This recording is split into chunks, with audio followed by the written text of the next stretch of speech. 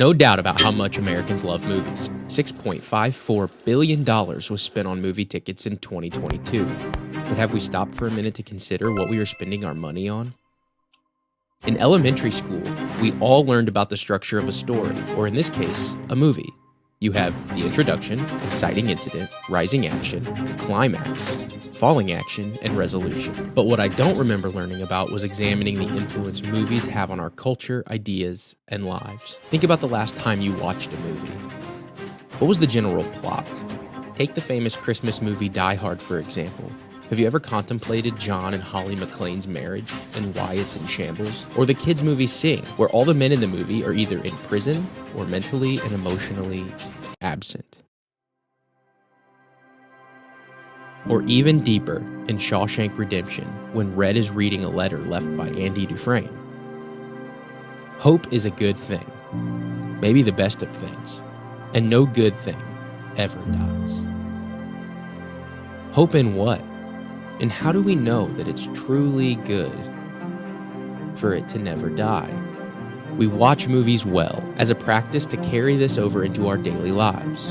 Because we agree with Andy. Hope is a good thing, but he's a person.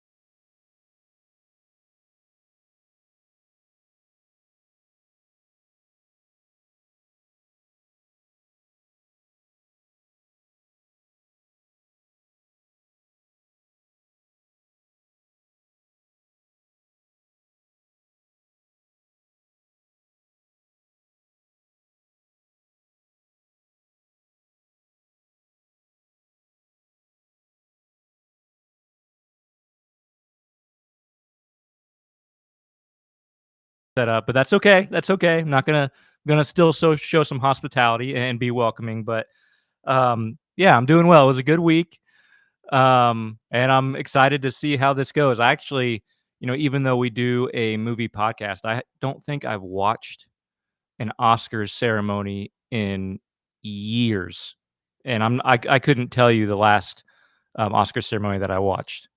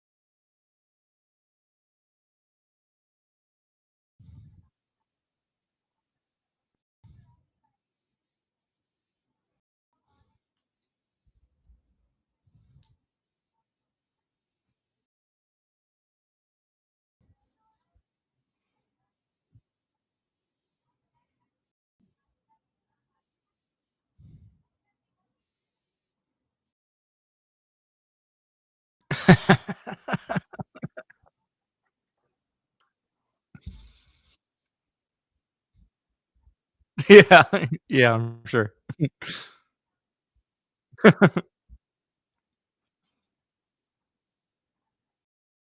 Okay.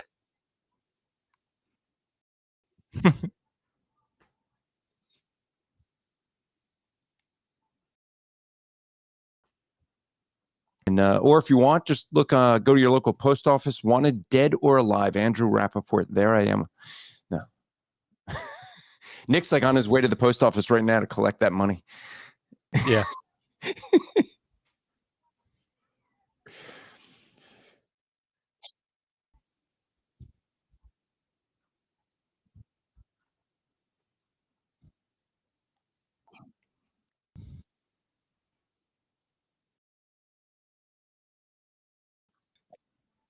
Well, that is the best, isn't it?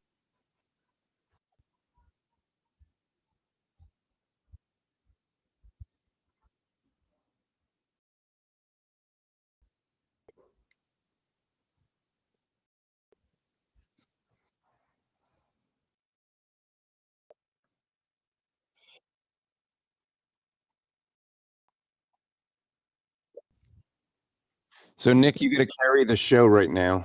Is this better? It's up to you, Nick. Let's see. Yeah, but I can hear Parker. You can hear Parker, right? So you can hear him. So now we've got to try to carry a conversation while we're hearing him talk through these issues in our ears too. Yeah, no. So hey, let's see. I think I just switched something on here. Is it better now? Comment down below. Let us know. Is it better? Let's see. We fix it. And then there's the delay, so we have that as well. Yeah, so there's a bit of a delay for sure. I think it's like 20, 30 seconds. So you're asking questions, and we have to wait for folks to, pop up with their, with their responses. So.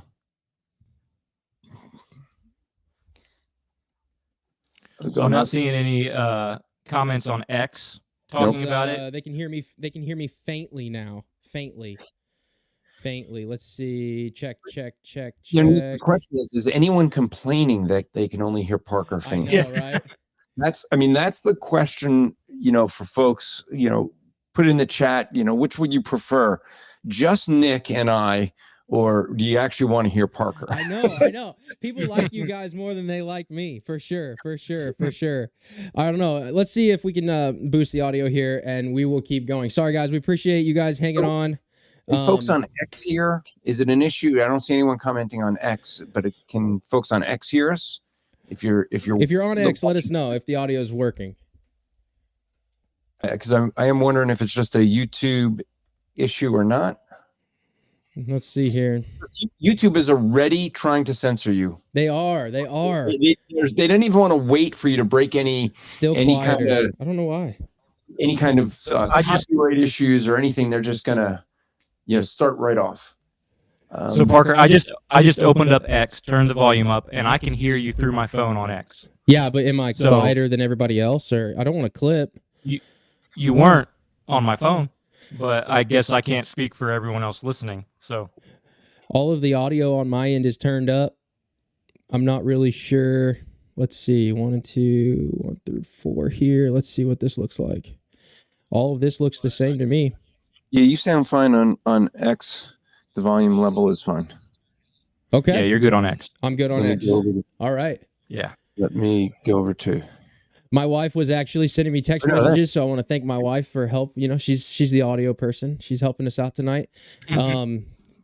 Okay, so let's run this back real quick since I think we've got at least the audio partially figured out. If you guys aren't familiar, we have a conference coming up in Monclova, Ohio. We will be there. The WatchWell Podcast will be there March 13th and 14th. It's called the Dangerous Friends Conference, presented by Clear Truth Media. You guys can come check out. There's going to be a bunch of cool speakers. There's going to be Rosaria Butterfield, Seth Gruber, Michael Foster, Steve Dace from The Blaze, Jamie Bambrick, Stephen Whitlow. There's a whole bunch of other guys, John Rosemond. There's a whole bunch of people. So if you guys are interested in checking out a Christian conference, check out Dangerous Friends. You guys can find tickets on dangerousfriends25.com, dangerousfriends25.com, and you can use the code WatchWell25, one word, 2 capital W's, WatchWell25, and you will be able to get $25 off your ticket. There's going to be a bunch of Christian podcasters there. It's going to be a good time. So we're going to have a lot of fun. Okay, Andrew, one more time for people who may not have heard you before. Who are you? Where are you from? What are you into? And where they can find you? That's too many questions. I can't remember. The first one was the hardest. My name. Shoot. Okay, I'm trying to remember. No. Andrew Rappaport. I'm with Striving for Eternity Ministries. I'm here for comic relief. No, I am. That's true. I'm just here so Nick has someone to laugh at. That's my role here. But no, I do apologetics primarily. Apologetics Live is one of the podcast live streams I do that folks know me for. I also do another podcast called Andrew Rappaport's Rap Report. And so that's another one that I do. So I do mostly apologetics, hermeneutics, evangelism, primarily what I'm known for. Okay. It sounds like we're getting a little bit of an echo, but I'm okay with it. If people can hear us clearly, it's going to be what it is at this point. So, cool. So tonight is the Oscars. We have this. That's what we're here for, right? The Oscars live stream. And, we were trying to get a lot of movies watched. We were trying to, stay in the know. So just for the people watching, we are not experts on these movies. We are definitely not experts on these movies, but we know a little bit. We've seen some of the movies that are going to be up for awards. And Andrew, I know you're not necessarily a movie guy. You're here because you like supporting our podcast, and you're a dear brother to us. You are very good to us. You're a great friend. Well, to you, right? Nick's still on the fence. So to be noted, this is the first time that you and I have met each other. So right here on this live stream, as far as I know, I hope you'll get over the night. Sorry to interrupt that and throw that in there, Parker. But hey, man, it's what it is, bro. I have a feeling Nick and I were going to get along just fine. You guys are definitely going to get along just fine. So Nick, I just as a general overview, who's winning tonight? In what category are you talking? Like, let's go picture? Through it. What let's go. Okay, we can start with the big one if you want. If you want to go best picture, I was going to start with actor in a leading role because that one's going to be a little bit closer in terms of who's going to win. So do you have the nominees in front of you? I do. I can list them off if that'll help for sure. Yeah, and real quick, one more shout out. I can give you who I think should win. Go ahead, Andrew. But isn't in there is Matt Walsh's documentary was not allowed to be nominated, but I think they would want it definitely for the documentary being the most grossing documentary in the last decade. Yeah, with Am I Racist? But that would go. Sure. They want to promote. Yeah. Oh, well, here that's a good question. So, did you like Am I Racist better than What Is a Woman? Oh, tough question. I've actually gotten mixed reviews on. I did recently released a video on our channel where I was responding to Matt Walsh interviewed Zachary Levi, and that video. If you guys haven't checked it out, I had a lot of fun doing that. Go check that after this. Obviously, go check that video out on our YouTube channel, where they talked about AI's effect on movies in Hollywood, and it was really interesting, fascinating conversation. Zachary Levi is the actor that plays the superhero in the new Shazam movie, and it was a really good conversation. He recently came out as a conservative, and that's kind of a rarity in Hollywood. So it was a super fun conversation. I did a reaction video to it, and they talked a little bit about What Is a Woman and the documentary and how to make a movie and stuff like that. And one of the things that I talked about was, which was better, What Is a Woman or Am I Racist? And I think if I had to pick, I would pick What Is a Woman over Am I Racist? They're both really good. It was really hard to sit through the awkwardness of Am I Racist for me. It was very difficult because he did a great job. That's what he was supposed to do. But I think in What Is a Woman, it's the first time we got to see Matt Walsh, and he is clearly perfectly fine with awkwardness. Absolutely. And that I think definitely had an effect in both films, but you expected it more in Am I Racist if you watched What Is a Woman? Because after the first one, you kind of realized he's okay with that awkward silence, just sit there and let it sit for a while where people get uncomfortable. And so they were done two different ways. I guess I kind of liked Am I Racist better, only because it was interesting to watch him put himself in these situations where he's pretending to support the whole racist narrative of the DEI, and like he really pulls it off with a straight face, which I can't believe how he did it, because I'd be bursting out laughing if I tried pulling off some of the things. Yeah, for sure, absolutely. So could you pick one? I would probably pick Am I Racist? You would pick that one? I think so. Although I will say the if I had to go see the favorite scene, my favorite scene would have to be is when he does What Is a Woman, where he's on the street with that trans person who's trying to say that only a trans woman can tell you what a woman is, and he says, "Do you know what a cat is?" And he says, "Yes, but you can't say what a woman is." And he suddenly realized he just got burnt. Yeah, and that's the person just turns and like walks down the street. I knew I shouldn't have been in this interview. I rewound that and played that like 10 times. Yeah, for sure. Nick, so what do you think? Just to jump right in here, I don't.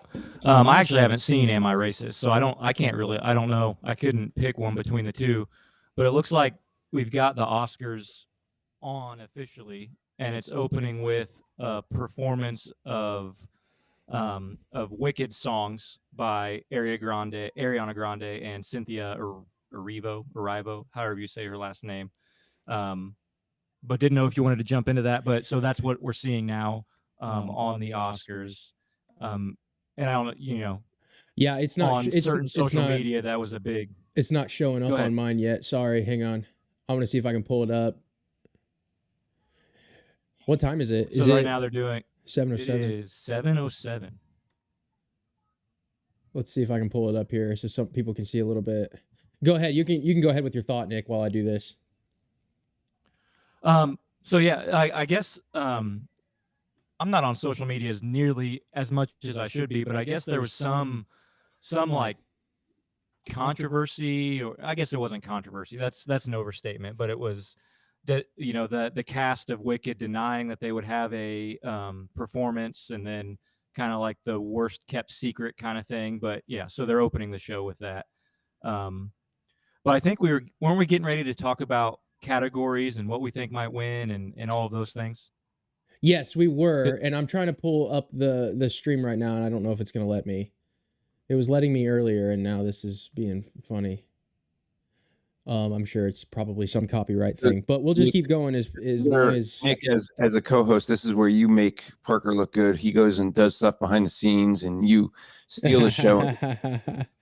Yeah, this is an area of growth for me, for sure. Yeah.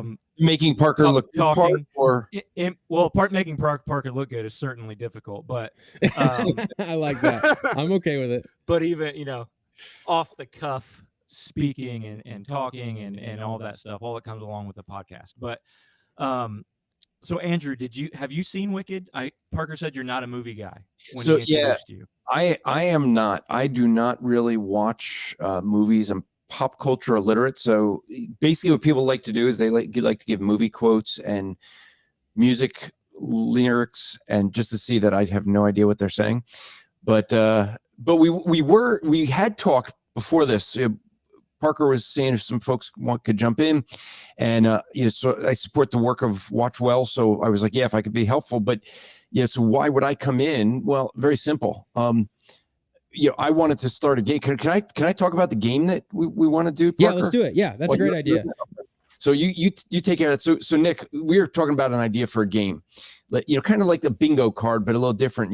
We have people and folks in the chat. You can give what your guesses are for this, but how many times we should give an award to the person who can come closest without going over mentioning the word Ukraine. How many times will Ukraine be mentioned tonight?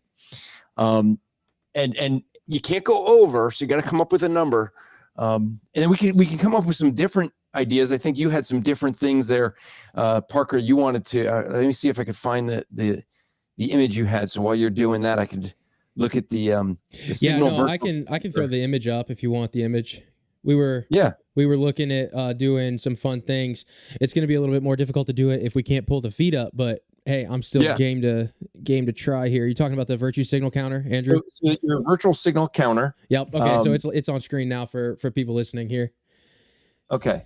So, and I'll pull the picture up so that I can see. Yeah. So essentially my idea here was any of these words or anything similar. If we hear anything, if you're watching along at home and you're listening to our commentary on top of the Oscars, since for whatever reason we can't pull it up, probably due to copyright stuff, but whatever. So if you're listening, you hear anything, jump in the chat with us and help us keep track of all the virtue signaling words. So like justice, equality, systemic oppression, capitalism, patriarchy, fascism, equity, Trump, Doge, Elon, or privilege. Anything like that, let us know, and we will keep a running tally throughout the night while we live stream here, and we will all place bets on, and I think this is getting to what you were saying, Andrew, right? Yeah. Like it'd be fun to, like, I think Ukraine will be mentioned 32 times. That's my prediction. Yeah, probably. We've got Conan O'Brien doing his opening monologue here, so it might be, who knows how many times he's going to mention it. Yeah, I got to pull it up here. I cannot. I apologize to the viewers. I cannot figure out how to pull this up. I had it all ready to go. It was working, and now it's not. So this is a great stream, folks. You came in here because this is the most fun place on the internet tonight. I mean, you had the choice of going to church, maybe if your church still has an evening service, or watching this, and you chose to watch this instead of evening service. Go back to church right now. No. Yeah. Because there's nothing to see. Have some decision remorse there, regret decision making, and go back. Yeah. Yeah, I think it's probably some copyright thing that's blocking me from showing it. So I'm trying to listen along as we talk and catch certain things. So far I haven't heard anything, but I mean I could have missed something as we're talking. But Kyla Brown is saying that she believes Ukraine will come up 6 times. 6. Bring up the fires. Yeah, Kayla, you're right. It's probably come up. Well, so that'd say 3. Interesting one. Okay, do you think they'll bring up the fires, considering the fact that ends up reflecting poorly on a Democrat mayor and Democrat governor, who right now the governor is have signed a petition or a form, whatever it is, to remove him a second time, and so they're threatening to do the same with the mayor if she doesn't step down. So I mean that's a good point. I would argue that Democrats in their mind can't do any wrong. So well, it is interesting because when they start losing and really what it comes down to is when conservatives stop caring about the false claims they make, then they have nothing to do but go after to eat their own. And that's what they're starting to do now. So it would be interesting. Yeah, so maybe she has a point. The king is here. Keith, hey, what's up, brother? Let me get you in here. Give me one moment. I'm gonna pull Keith in. So I just heard Conan start to make a Catholic joke, but then I missed the punchline, so I have no idea what he said. Let's see if we can get Keith in here. Oh, there we go. We're looking good. King of the Ah Mills are here, which means the party is here. I don't see a crown. He should go get his crown. He's got a belt I saw too. Keith, he's got a belt. You are live, brother. Thanks for joining us. Oh, look, he's got the belt right there. That's a belt. He came prepared with the belt. He came prepared with the belt. Bracket back belt. That's awesome.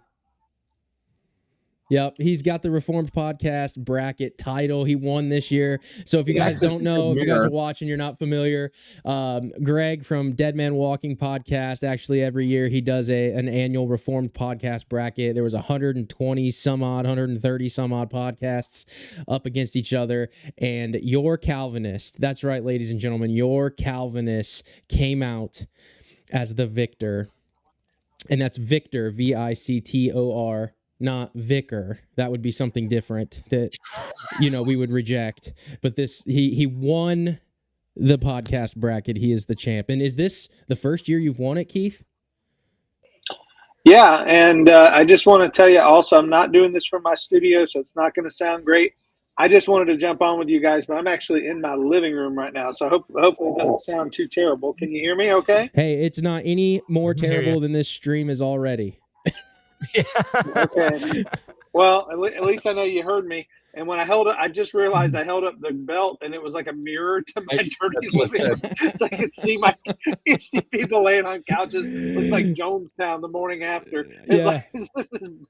Anyway. So, well, Nick, I was all prepared. I started. Hi, Nick. Hey, Keith. What were we saying, Parker? No, I was just saying. I was all prepared with the Oscar stream, and now it's not letting me do it. So everybody on watching is gonna think that I'm unprepared and don't know what I'm doing, which is half true. Do any of us really know what we're doing when we do this stuff, right? We just kind of figure it out as we go.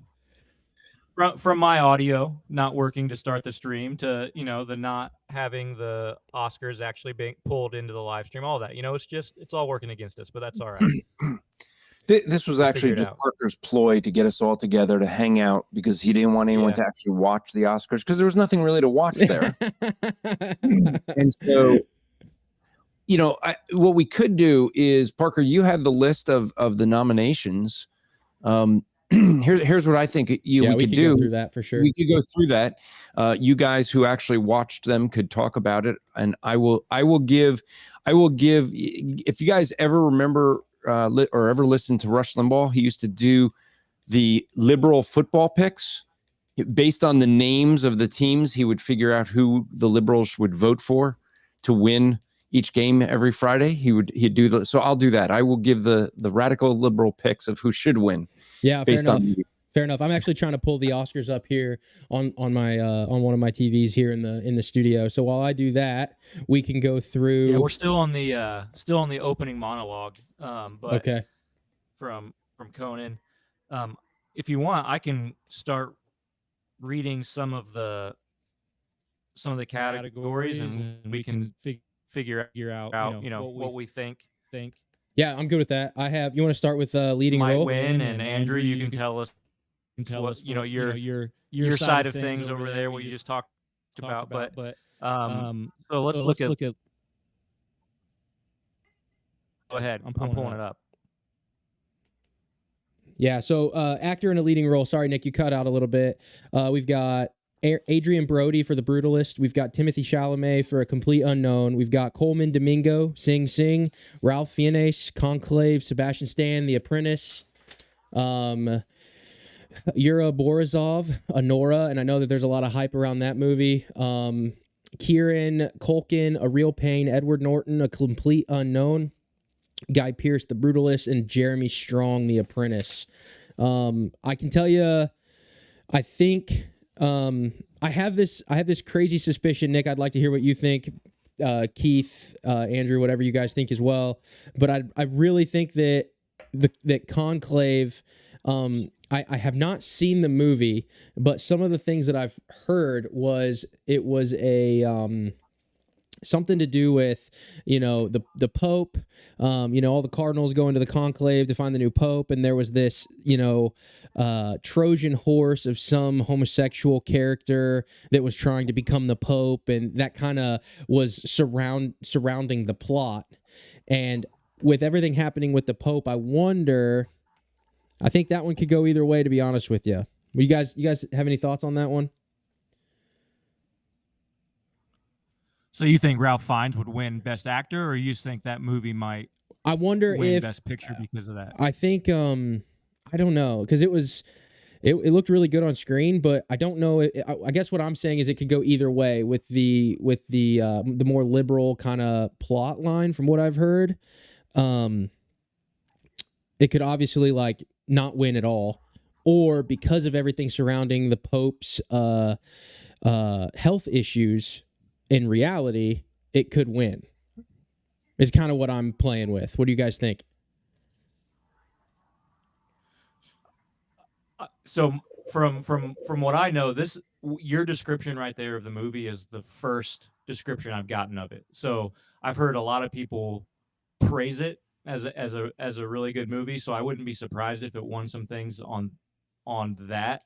But your description there is the first description that I've heard of the actual plot of the movie and what it's about. So I don't even know that. I don't know that I could say that either way on, the likelihood of it winning something or not winning something. Yeah, I mean, I think that there are better movies and better actors and performances in what we have in terms of nominees. Again, I haven't seen The Brutalist. I know there was a lot of hype around that. I would probably say, just if I go off the hype, the Adrian Brody from The Brutalist would either Adrian Brody or Guy Pearce. Probably Adrian Brody would win that one, but I can tell you who I want to win. I want Timothée Chalamet to win. So what do you think of so apparently in The Brutalist they used, which I haven't seen The Brutalist yet either, so we're doing a live stream for all these movies and we haven't even seen them, but apparently they used AI to enhance his accent in the movie.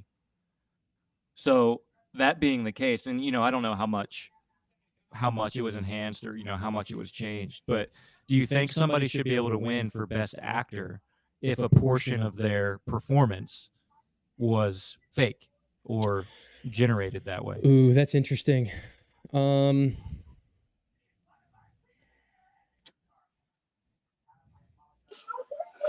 answer. Go ahead, Keith. I'll think.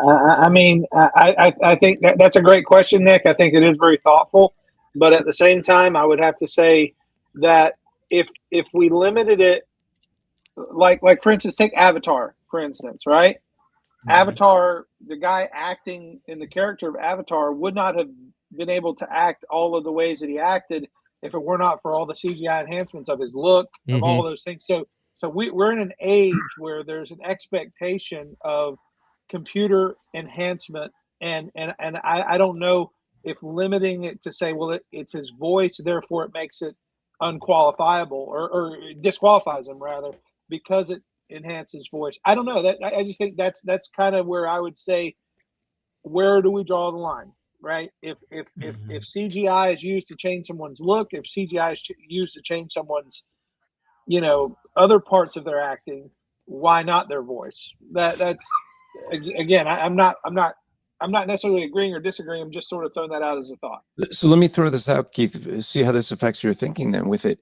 Like, so if you have CGI to affect the look of someone to make them look in a way that they couldn't possibly look, that would, I think, might be different than if you have someone where you're not seeing them at all. It's an animation and they're just their voices. You can give them an award for the fact that they can really animate their voice in such a way to help with the character.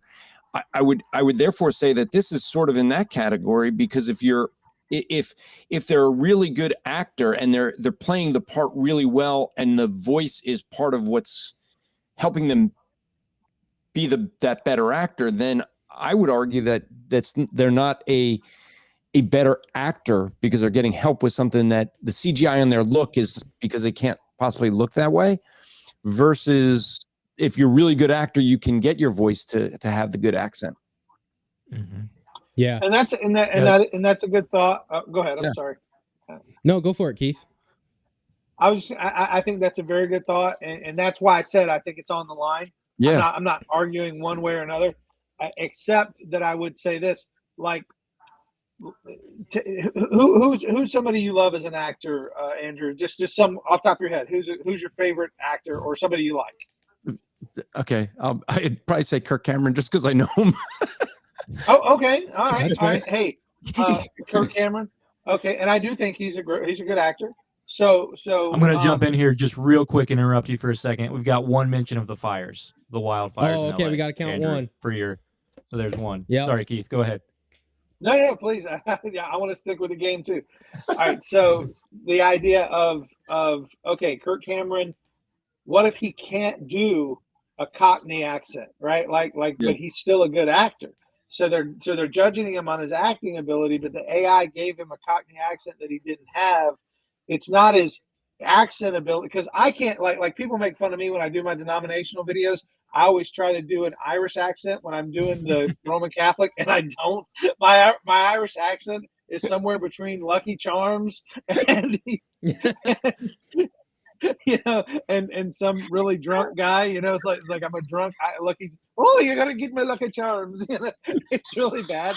So my son's listening, so he thinks it's funny too if you hear him laughing. But, so that's why I say it's not so much acting; it's just providing an accent that they can't do. In fact, it might even make their acting better because now they're not having to worry about trying to be in this voice. So just a thought. Again, it's not an argument, just a thought. Yeah, I think Kirk Cameron as William Wallace, freedom. Yeah, that would be funny. I mean, it's it is a thing where I'll say this. I remember watching Fireproof. And I talked to Kirk about this because it just amazed me when you see that, like how there's a scene where he's supposed to be angry at his wife. And I mean, his veins are popping. And I mean, he really looks, and I was like, how do you do that with someone that you're not angry at them? Like, and he was like, that's what acting is about. You have to be able to present that where you actually are carrying it out where it's believable. And I wouldn't be able to do that. And so I kind of agree with your line of thinking, Keith. I would even say like if even makeup, like if you're changing something, then wouldn't you be able to throw even makeup into that logic? Yeah. So by the way, I'm muting myself in between. So sometimes I'll say a word and I'm like, oh, they can't hear me. I'm sorry. I'm muting myself so you don't hear background noise. So I thought it was so I don't hear the ice crunching. So now we that's got, part of the background noise, Jr. Andrew. What? What's that? We got Robert Downey Jr. I think he's presenting. I don't know if he's presenting the first award or he's, or if he's just got a part here. But I think he's a presenter. So I think we might get the first award here. Who are you guys? What are your picks for actor in leading role? I really want Timothy Chalamet to win. I don't know how to pronounce his last name, to be honest with you. Okay, so that's in a complete unknown. Yeah. Right. Have you seen it? I have not seen it. I've heard really good things about it. Nick, who's your pick? I think it'll come down to Timothy Chalamet and Ralph Fiennes. I think Conclave might.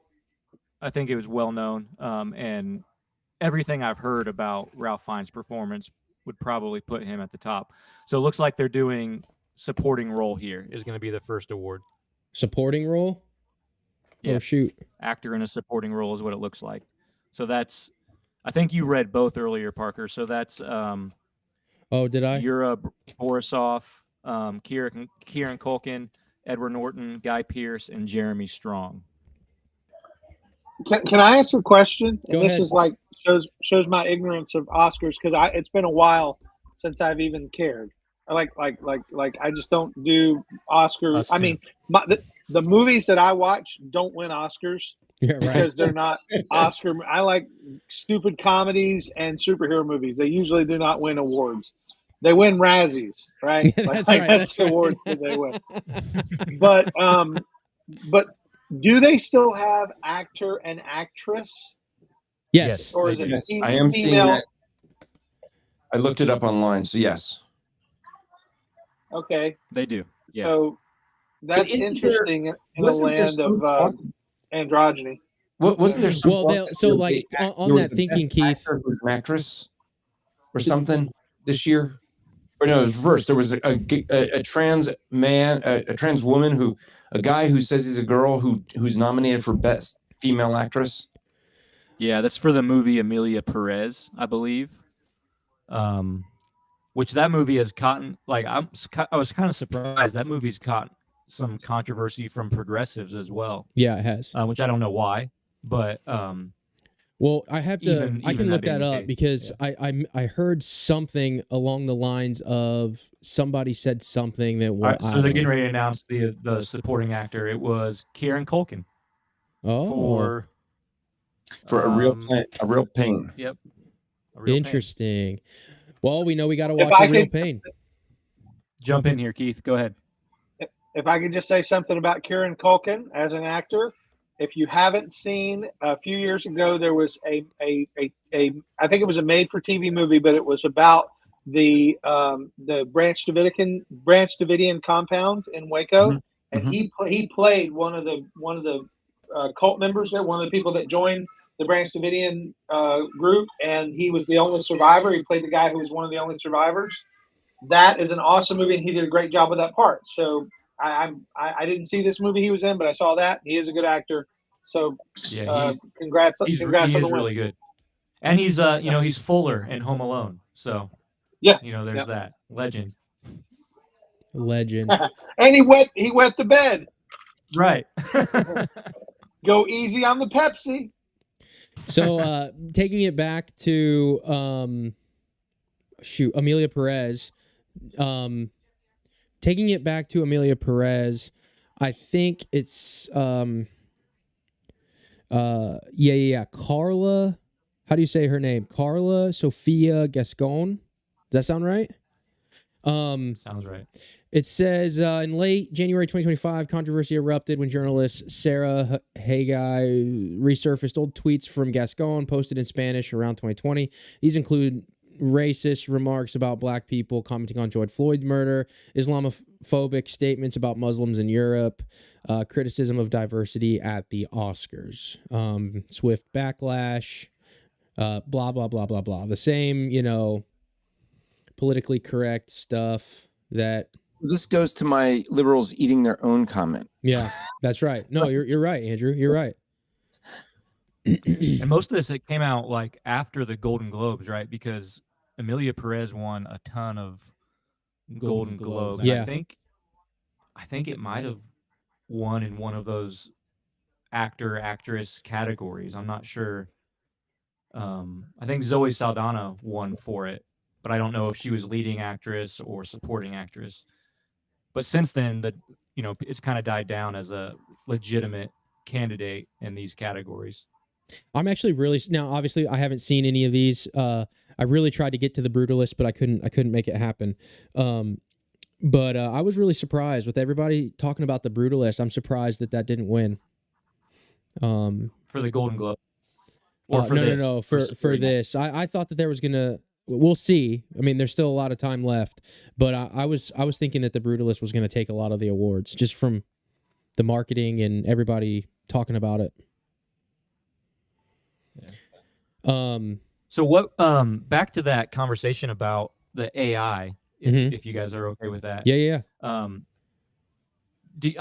So would you guys say that it's almost like a 1-1 comparison CGI to change the look of a film? So like a superhero character is, you use CG to make him look more muscular. Obviously, and the actor is not really that muscular. Or would you say that's a 1-to-1 comparison with using AI to edit an accent?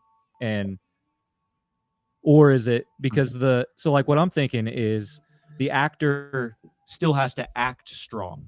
Like they still have to know how to move and act like they're present themselves as somebody who's strong. But when it's their voice, if you can just change their voice, they don't have to present themselves as a European, or, they don't have to actually have any. Does that make sense? I just don't know if I would give as much credit to an actor if they've enhanced their voice with AI in some way.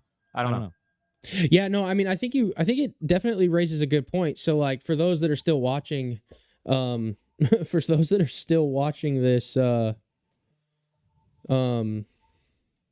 stream, we're still having technical difficulties over here, Nick. I can't even pull it up on Hulu anymore to watch the show. So we're kind of going off of you, but this is kind of what my video that I released last week between Michael Knowles and Zachary Levi. Again, for those that don't know who Zachary Levi is, he is the actor that played the superhero in Shazam, the new Shazam movie. And they were and most of that conversation before it got political was about AI's effect on Hollywood, AI's effect on movies. And I think that to some degree, this is kind of your question is kind of on the perimeter of their conversation. And it does kind of bleed into what they were saying. So a lot of what they were saying was with AI, eventually it's going to get so good that you're going to be able to just type in a highly creative, highly specific cue, and then AI is just going to be able to generate a movie. And it's going to lower production costs. It's going to lower all this stuff. And they were actually like talking between him and Matt Walsh. They were talking about like it's ultimately the death of art, because in order to create art and in order to do all this, you need a human. And I'm blanking on the definition of art, but it's something to do with the human soul. And so I think to some degree you're talking about that slow drip to that end, right? Is the more we rely on, and Keith, I know that we talked about this a little bit a while ago when you came on and did an episode with us on Superman, where we talked about there's some nostalgia when it comes to just mechanical, actual like effects, where you actually had to design a set around what was going to be done. And the further we use AI, the further we use, computer graphics and all these different things, the less it looks real, but it doesn't feel the same. So I can totally see where you're going, Nick, where you wouldn't attribute as much skill to someone who had to, alter their voice with AI. And you could even say the same thing about auto-tune in music, right? Where a musician wouldn't necessarily have as much skill or vocal control if they always relied on auto-tune. So I definitely see where you're coming from, and I would probably agree more than I wouldn't, but I think it's a fine balance. Yeah. Have you guys seen those videos? They're AI generated. It's like, it would, I don't know if this is one of them or not, but for an example, you type in 1970s Panvision version of Dune, and it would like give you this AI generated trailer that looks like it was shot on really old cameras from way back in the day, and it's got the aspect ratio of what they used in the past. They're just like really incredible looking videos, and they're 100% AI generated. I have not. We've got another award coming up here, and you might see my dog jump into the live stream here in a second. I found the quote about soul. If you want to hear what it is, dude, Keith, real quick, throw it out there. Art without soul is merely decoration. When we strip away the human spirit, we are left with a hollow echo of what once had meaning. Is that what you were saying? Yeah, Art without soul is merely decoration? Yep, that's right. So, and Matt's whole point in his interview was like, AI can do the thing that looks like art, but it can't actually, by definition, make art. It was his point. And here's the irony: is I got that quote using ChatGPT. That's right. I bet you did. Fine. So I used AI to find the quote about how artificial intelligence That's so good. is robbing us of art. That was a full circle moment right there. That's right. But I think you have an interesting point, Parker, because as the industry, look, since COVID, people going to the movies are down. They found other ways to absorb the entertainment that is saving them money. I would not be surprised to see the Hollywood industry to start trying to figure out ways to save and to use AI. There's been talk about you'd be able to bring back older actors who have passed away long ago and who actually has the right to their image and voice and things like this, because now you can create whole new movies with people who are gone. And so I think there's going to be legal issues there, but then real quick, Andrew, let me jump in on that point before I forget. so you're saying that you can regenerate movies with people who have died, and that was Zachary Levi's whole point in this conversation between him and Matt Walsh, where he was like, movie execs are just, and these production houses are just going to go to families of past movie stars, offer them rights to their name and their likeness, pay them millions of dollars. And then when you as a creator want to create a movie, right, we put it in quotes, you just type in their name and say, hey, I want to do Fast and the Furious, but I want, Josh Brolin in it, or I want whatever, actor, Pierce Brosnan, is he still alive? Yes, he is. And he just made a movie. He looks like he's about 4,000 years old in it, but the trailer just came out. He is quite old, but he is still alive. Yes, he just made a movie. So this is they're getting ready to announce animated feature. Yeah, is it Matthew Garfield? Is he on stage? Andrew Garfield, yeah. Or, I'm sorry, Andrew Garfield. Yeah, sorry, I'm doing like 8 things at once, trying to you're good. Pull the stream up. The winner was Flow, which I've never seen. We're gonna say that a lot tonight. We haven't seen these.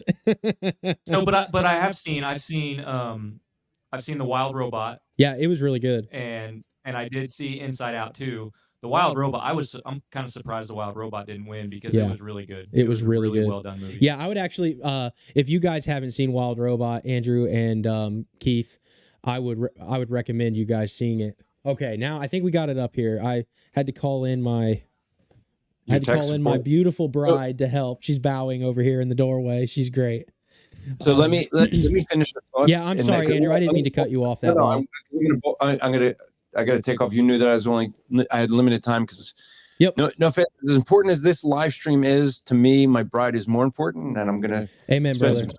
Since I didn't get a chance too much today, but I think what you're going to see, and it'll be very interesting to see, is how when they start using AI to then create likeness of people that don't exist, just create a person, because I think you can get a couple things. You can get people that look something like what the computer generated, suing for their own likeness, but it's not going to be them. It's just you ask the computer to generate a person. It'll be something where I think the idea of best actor, best actress, it'll be gone. It's just going to be best picture, because it's all going to be AI generated. I have no idea the name of the movie, but I believe years ago there was a movie created about a AI generated movie where like an actress didn't actually exist, but everyone thought that she did, and she was like a best actress, but she didn't actually exist. They just created her using AI. One of you might know what movie I'm talking. I just remember hearing the political commentary about it. I'm not sure. I actually don't know about that one, Andrew. I'm probably, as soon as we're done with this live stream, I'm probably going to look it up, because it sounds really intriguing for sure. Yeah, I didn't see the movie. I just remember talk about it, but it wasn't in the 80s, so Keith wouldn't know about it. We get a thumbs up from Keith.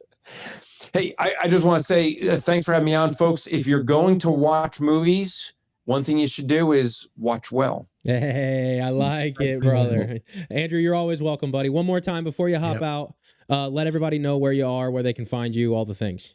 One more time. Oh, sure. You can find me all things I'm doing at strivingforeternity.org. You can go into the podcast there, find my podcast, the Rap Report podcast, and Apologetics Live. And I think I just saw Keith blow kisses to me. That's what I want to say he was doing. But, he for those who are watching. But strivingforeternity.org. Thanks for having me. And folks, continue to watch well. Thanks, Andrew. It's good to see you, buddy. Thanks for joining us. All right, so one dropping out. We've got Keith with us still, and it looks like, what was that? Short film? Yeah, animated short, and I missed the announcement, so I see the two people accepting the award, but I'm not sure what the name of their short was. If as soon as I can get to the right page, I wish they would have done these in order. I had this all in order.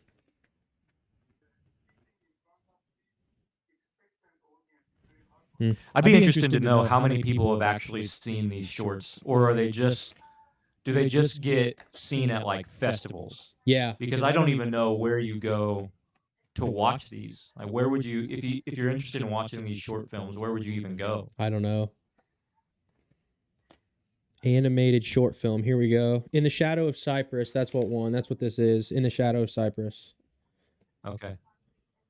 So back to animated feature. Our episode on the Wild Robot just released. Was it Friday? Was it this past yeah, week? I think that's right. This past weekend or this past week. Yeah. Yeah, and we both talked about how much we liked it. You know, the role of, you know, I think one of the things that I took away from that was the role of mothers, right? And how even in a secular worldview, everyone knows what a good mother looks like, and what kind of role she is to fill. And the movie demonstrates that aspect of things really well. Yeah, and just to fill people in a little bit further, Nick, you did a really good job on that episode, kind of laying that out, because one of the points that you made was when you first meet this robot that gets stranded on this island wilderness. One thing that they don't do, I would say, outside of giving the robot a name and maybe the voice, outside of those two things, there's no gender associated to the robot. And yet your entire point is, and yet you still would attribute motherhood based off of the actions that the robot does. And you're based on the character and the way they interact. Right. You can tell there's a difference. Absolutely. And your whole overarching point, guys that are watching that may not be familiar with our podcast, we watch movies well. We want to bring movies back under the feet of the cross. And, in order to have a good, solid narrative, you have to operate off of certain eternal truths or else the narrative crumbles. And that's what happens with Hollywood. We're watching the Oscars right now. These people, they will stand on justice and they'll stand on love. They'll stand on these big eternal claims, but then they'll just self-refute themselves by the way they live their lives and the way that their worldview actually plays out. And so one of the eternal truths that we pulled out of this movie is that motherhood is there's certain ways that a mother acts. And so, yeah, Nick, I don't know if you want to go into that any further, but it was, you guys, I think you would really enjoy that episode. It was really good. Yeah, I think I would just encourage people to watch the movie and then maybe go watch our episode on it if you haven't seen the movie.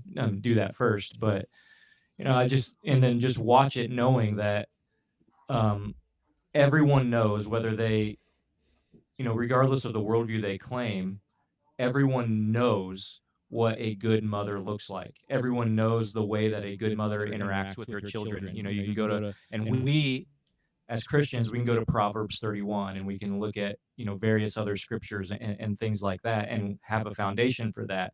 But even beyond that, we know, like, just by nature of being human, by nature of being in the image of God, we know what that's supposed to look like.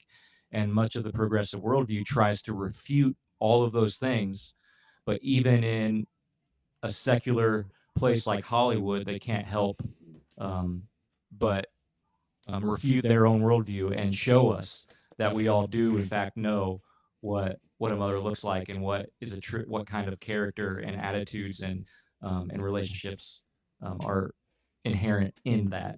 So I would just leave it at that, but then just encourage people to go watch the movie and then watch our episode.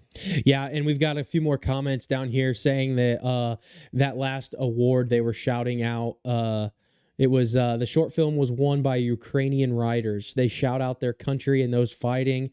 So add a tally to the Ukraine count. So I got that for the virtue signal. We got one more tally on there. We'll tally it all up. I can't remember what Andrew said that his number was going to be. It's probably going to be pretty high. Well, how far in? We're 50 minutes in, and we've got one of each of our tallies so far. Yeah, that's right? That's right. So yeah, but AIs have been a big deal. AI's been a big deal. it'll definitely be interesting to see the technological advances in the next so many years,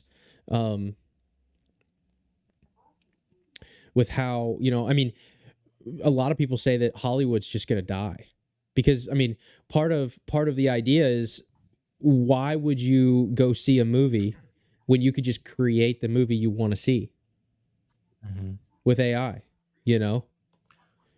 Well, I mean, and then to add to that, there's even a lot of talk about Hollywood potentially dying as, at least as like a central hub, and location, because, during the Super Bowl, there was an ad. One of the commercials was Matthew McConaughey and Woody Harrelson and a few other actors talking about moving production to Texas and producing more films in Texas and studios there and things like that instead of Hollywood. So there's kind of a movement to take film production away from Hollywood. Right. So even without AI,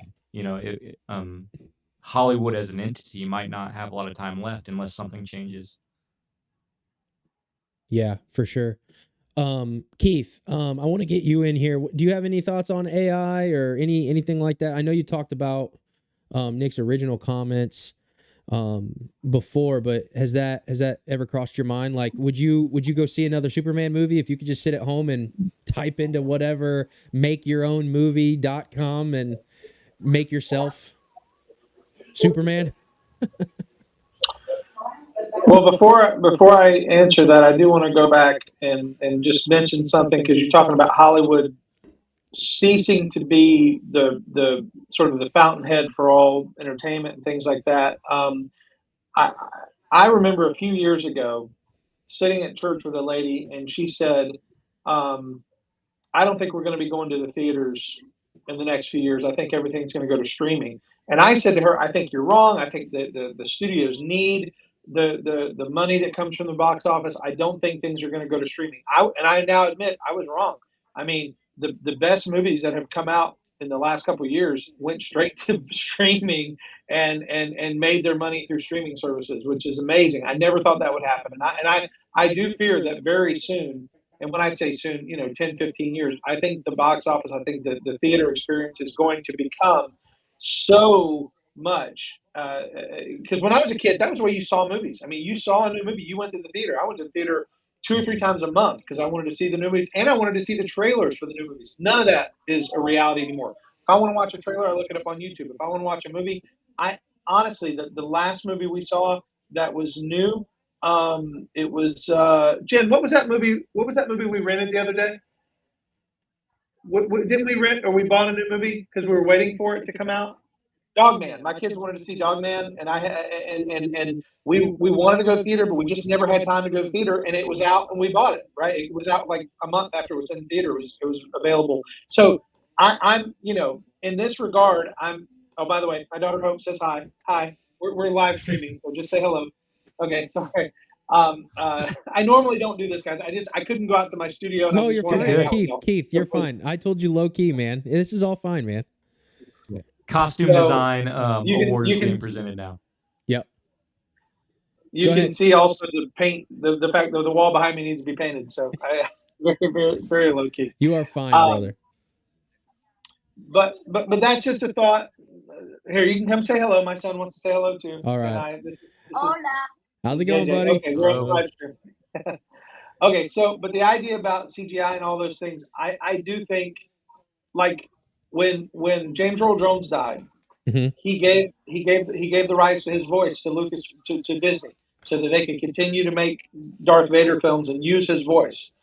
That tells you right there that it's going to change everything. And I mean, the fact that there's never going to be another Darth Vader voice, as long as they can continue using James Earl Jones' voice, why would they ever change? Why would they?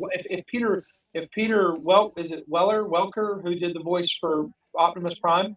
Yeah. Why would they ever change? Yeah. Why would they ever change? Optimus Prime has an iconic voice. You don't want to. I don't want to hear Thor doing Optimus Prime. That's what they did for the latest cartoon, and the cartoon was great. I liked that Transformers cartoon, but but the guy who did Optimus's voice is iconic.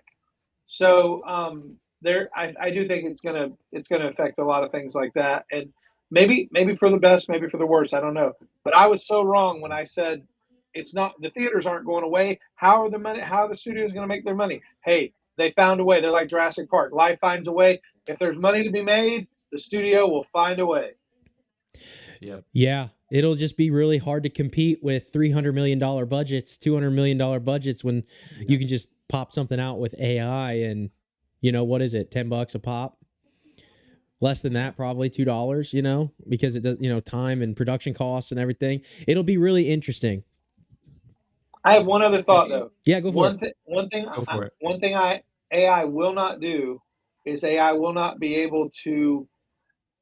I don't think AI will ever be able to match the creativity of someone who is a genuine artist. This goes back to the quote we talked about earlier. It's AI can make a movie, but AI cannot create a story. I don't think in the same way that a human being can. And you think of some of the best storytellers that there have ever been, and that's what a movie maker is. They're a storyteller. And they can make the beats happen, but I don't think they can be compelling. Yeah. So that's just there's a connection. There's a connection that it can't have.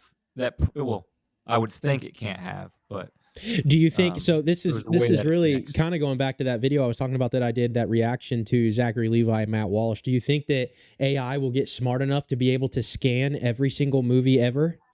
And be able to pick up on the trends on what makes people emotional in terms of creating analytics and graphing data to say, like, this movie did really, really well with audience scores and it did these things, and it's extrapolating that across every other movie that's ever been filmed with good ratings and attributing those good ratings to a connection with an audience and then being able to duplicate that.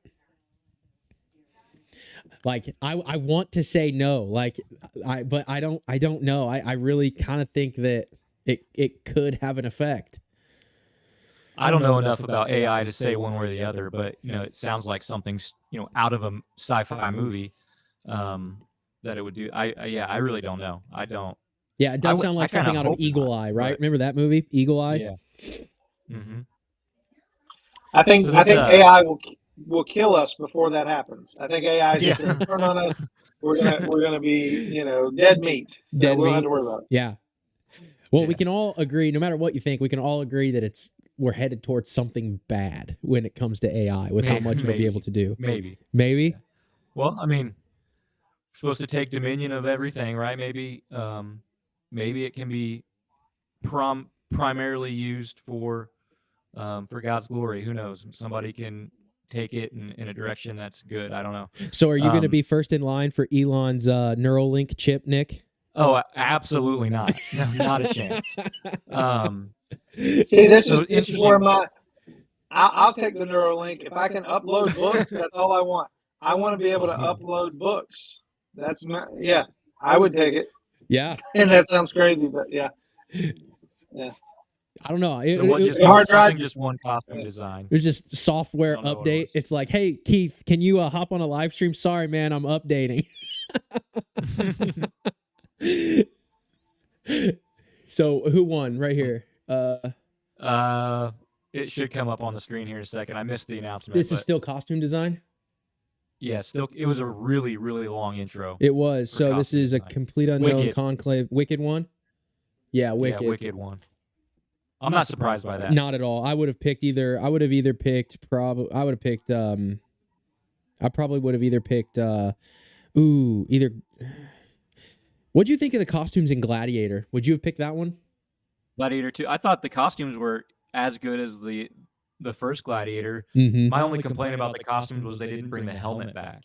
Yeah. I thought they should have brought the helmet back instead of the armor, which they explained why they did the armor, but I thought they should have had his. And how good can you get with cardinal robes and stuff in Conclave? Yeah. I mean, you can get accurate, so maybe that's part of. Yeah, maybe. Wicked definitely deserves. And hey, man, the Roman Catholics have had a costume department since the Middle Ages, man. What you talking about? Yeah, they know what's up. That's right. I think that's a deserved win. Yeah, I'd agree with you there. Yeah. Do you know what the next category is? Because they're definitely going out of order. Yeah, they're not. I don't think they're announcing them before they come out to present, so I don't know what's coming up. Well, here, let's take this since we're kind of in the middle here. I know they're announcing stuff, but let's take a second. If you guys are interested to support our podcast, to support our stuff, we've got a few ways that you can support us. Vindicated Productions, we do editing and we help with content management and stuff like that. So if you're interested, head to vindicatedproductions.com. If you want to support the podcast specifically, you can go buy our merch. That really helps. You can go to Vindicated Productions. There's a podcast tab. It'll drop down. You can click on the WatchWell Podcast, and then you can navigate to the WatchWell shop. And we've got a bunch of cool stuff back there. We've got a blanket. We've got with the WatchWell logo on it. We've got a really cool graphic tee. We call it the brainwash tee, where on the front it says "Watch Well or Die," and then on the back it's got a TV with the hypnosis kind of thing. It's green. It's really cool looking, and then it's underneath it. It says bringing death to the passive consumption of entertainment.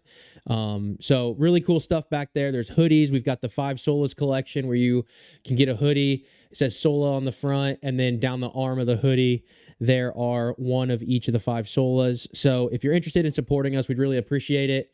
Head over to the WatchWell shop and buy some merch, support a Christian creator, and we will continue bringing good content to combat the passive consumption coming out of Hollywood, put in our entertainment back under the feet of Christ, and make movies great again. Can we say that? Make movies great again? You can say what you want. Yeah, I guess we can, right? It's just if people like it or not. Yeah. Screenplay, I think, is so next. you mentioned. Okay. You mentioned Gladiator 2. What, Keith? Have you seen Gladiator 2? No. Parker, what did you think of it? I'll say that I loved the cinematography and the screenplay. I thought it was beautiful on screen. I thought it was really, really great looking on screen. I did not really like the story much. Mm-hmm. Yeah. They kind of forced it to connect to the original in a way that, I don't know, it didn't resonate to me, but as much as it could have, I guess. Yeah. But I'm with you. It looked incredible. The sheer spectacle of it was really good. So it I loved how they did stuff with the Coliseum. Sharks swimming in the Coliseum. Yep. I loved all that stuff. Yep. Looked incredible. The monkeys, though, like those rabid monkeys, were kind of weird. Yeah. I didn't think the CG on that was very good. It was kind of just a mindless action film. And in a sense, I almost feel like it could have been made by AI. With some of the stuff that we're talking. I mean, I know it wasn't, but like... Yeah, I could kind of see that a little bit. I would agree. If you guys are really interested on a good breakdown of Gladiator 2, you guys should go check out Wade Stotts. If you go find him on Twitter, he did a really fantastic breakdown of Gladiator 2. Really, really good, actually. So, I mean, good enough to where I didn't post a video because his was so good. He did a really, really good breakdown of Gladiator 2. There are 2 emperors. He's like, it just couldn't make up their mind on the story. So they took what everybody liked in the first movie and then essentially just made 2 of those things in the second movie. And it was almost like the story was an afterthought. So it was a really good breakdown. Yeah. Yeah. Yet it was still like, at least in my opinion, I don't know if I agree with Wade or not, but it was still watchable. It was still enjoyable to watch. Yeah, I mean, I would watch it again. I would watch it again. But I do want to throw this out there. You guys talked about how the CGI monkeys looked bad. I didn't see them, but here's what I do know is CGI today, in some respects, sometimes looks more janky than CGI from 10 years ago, 15 years ago, or even 20 years ago. When I look at like Jurassic Park, which I know is not completely CGI, it's a mixture of practical and CG. But when I look at Jurassic Park and then I look at movies made today, I'm like, how does Jurassic Park look better than these movies that are made today. How does this movie, which is 30 years old, look better than something that was made today with much better graphic processors, much better systems to do these things? Is it laziness? Is it because things are being rushed? What's the reason? So that's a question I've had. Yeah, I think that there's a fundamental relating to real things. And, this is a good segue. Patriarch Cigars is in our comments section, and they're saying AI will never compete with the creative nature of the Imago Dei, the image bearers of the OG creator. And if you guys are interested, I actually have Patriarch Cigars right here. We're not really sponsored by them, but they're a great group of guys. You can check them out. It's kind of funny that he just posted and I had these just chilling on my desk. But yeah, I where do you see the comments? I'm on YouTube, but I don't see any comments. It's on X. He's on X.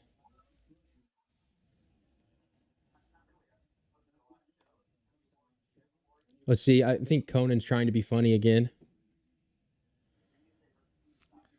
Yeah, they came back from the commercial with what looked like a Dune Part 2 trailer.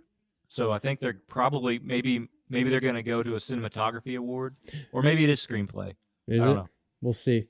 I'm not sure. It's coming up here, but I would say, speaking of Dune, we're recording that one here this next week. We've got Dune coming to the WatchWell podcast, and that's probably going to be a longer episode because we're going to do both Dune and Dune 2 Part 2.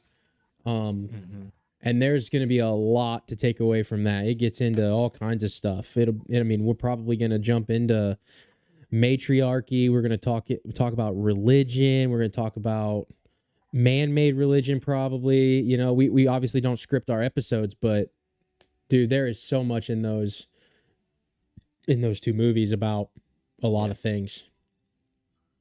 And then jumping in on that special effects conversation, like you see those CGI monkeys in Gladiator and some other of the more modern films, and then you go watch something like Dune, where it's like almost this perfect. is just absolutely incredible. Like how real the CG looks and how massive the sets that they built were. Like this is just visually just amazing. When it's kind of frustrating knowing that they can do something like that, like that's possible. And then we get CGI monkeys that look like they do in Gladiator 2. And it would be really interesting to see the time that they had to edit all of that, because you're talking in editing softwares, so much time to create just a few seconds of that. And even before you animate it, you've got to create the monkeys, and it takes forever to make that. And then if you're on a time crunch to hit, on your production schedule to hit certain times, and then you're not able to make it, really, really well. And obviously some things are easier to edit than others. It's just, I think it would be interesting to see, did they just do a bad job, or were they under a time crunch? Yeah. Well, supposedly Ridley Scott's gotten more and more kind of like short in his production timeline. So he kind of, my understanding is he kind of pushes people to do things faster and just get it done and put out the movie. Yeah, which I don't like. But if you cut time, then obviously, so they're showing Substance here, which with Demi Moore. That looks like a really interesting movie. I kind of want to see it. We'll see here. Screenplay, original screenplay. Anora. Yep, Anora.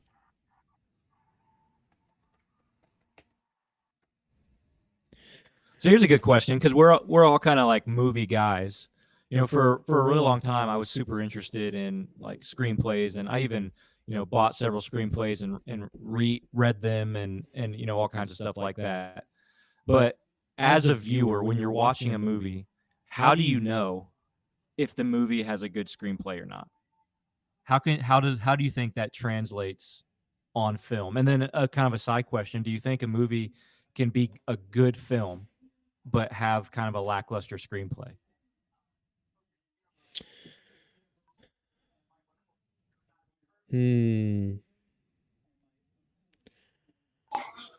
I think it depends on the kind of film, because certain films give themselves more to improvisation on set, give themselves more to the actor contributing while they're working. I mean, you know, thinking of older movies, right? Like movies that the I'm going to name a crazy wild movie, but it just the movie that came to my mind, and this is crazy, the movie Caddyshack.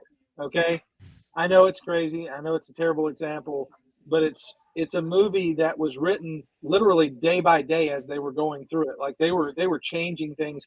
The whole scene between Chevy Chase and Bill Murray was filmed the day after they wrote it at lunch, because they said we have two of the greatest comedic actors, Chevy Chase and Bill Murray. We got to put these guys in a scene together. We don't have them in a scene, so we're going to write a scene and put them in just so that they have a scene together. And it's the scene where they're in Carl's house, where he's, they're having that conversation. So I think that doesn't happen more in dramatic films. That doesn't happen on films that are dependent upon maintaining a certain trajectory in the film and not departing from that. But so it just depends on the type of film where you're going to be. And again, those movies don't win. Those movies don't win awards, but those movies are the ones we quote forever. So yeah, they're kind of like the whole Bob Ross happy accident kind of thing.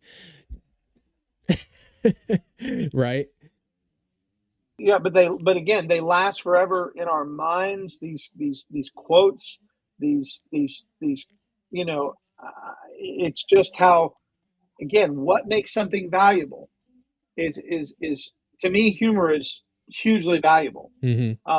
And I think I've in my online ministry have been able to sort of tap into a little bit of the value of humor and how it relates to people. And somebody told me today I wasn't funny. That was the most hurtful thing I've ever been told. Oh, heresy! That cut me to the quick. It's like heresy. You can call me a heretic. You can call me a bad teacher. You can call me a heretic. But when you say I'm not funny, I'm like, yeah, you can't say Keith isn't funny. Keith, you're funny. You're a funny dude. Was it one of your church members, Keith? No, thank God. Matthew 18. No, I made a bad joke about Alabama on X, and it has not yet died. People are still mad. I've gotten literal hate mail as a result of making a very bad joke, and it had something to do with inbreeding in Alabama. And now all I can say is roll tide. I ask for your forgiveness. That's so funny. That's so funny. And they like kind of need to make a short of that right there. Make a short of Keith's apology, roll tide, so that he can get that out there. Roll tide. Roll tide. That's so funny. This is adapted screenplay, I think. Was it Conclave? I think is what. I think so. They just announced as the winner. Which we don't care about that one. Some of these we don't really care about, like the short film and. Unfortunately, I have to run soon. I'm sorry, guys. Don't be sorry. We're appreciative of you joining. I did want to hang out. Oh, my wife is here. Mrs. Your Calvinist. Mrs. Your Calvinist. Hey, Jen. How's it going? And that's Nick. These are the guys from WatchWell. Nick is a super great guy. He's been on my show. That's Fetus, the one. Yep. Sorry, we call Parker Fetus because he's so young. Nick, I don't know if you knew that, but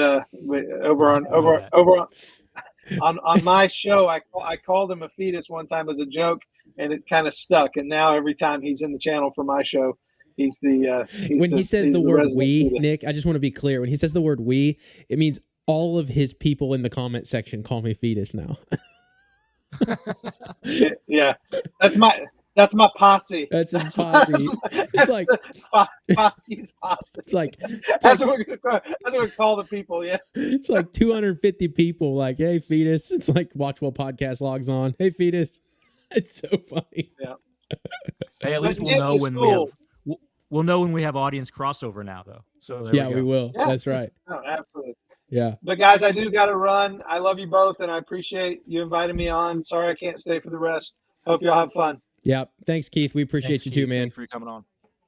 Yeah, man. Talk to you soon. See ya. And then there were two. The original movie buffs. The original movie guys. The originals. Yep.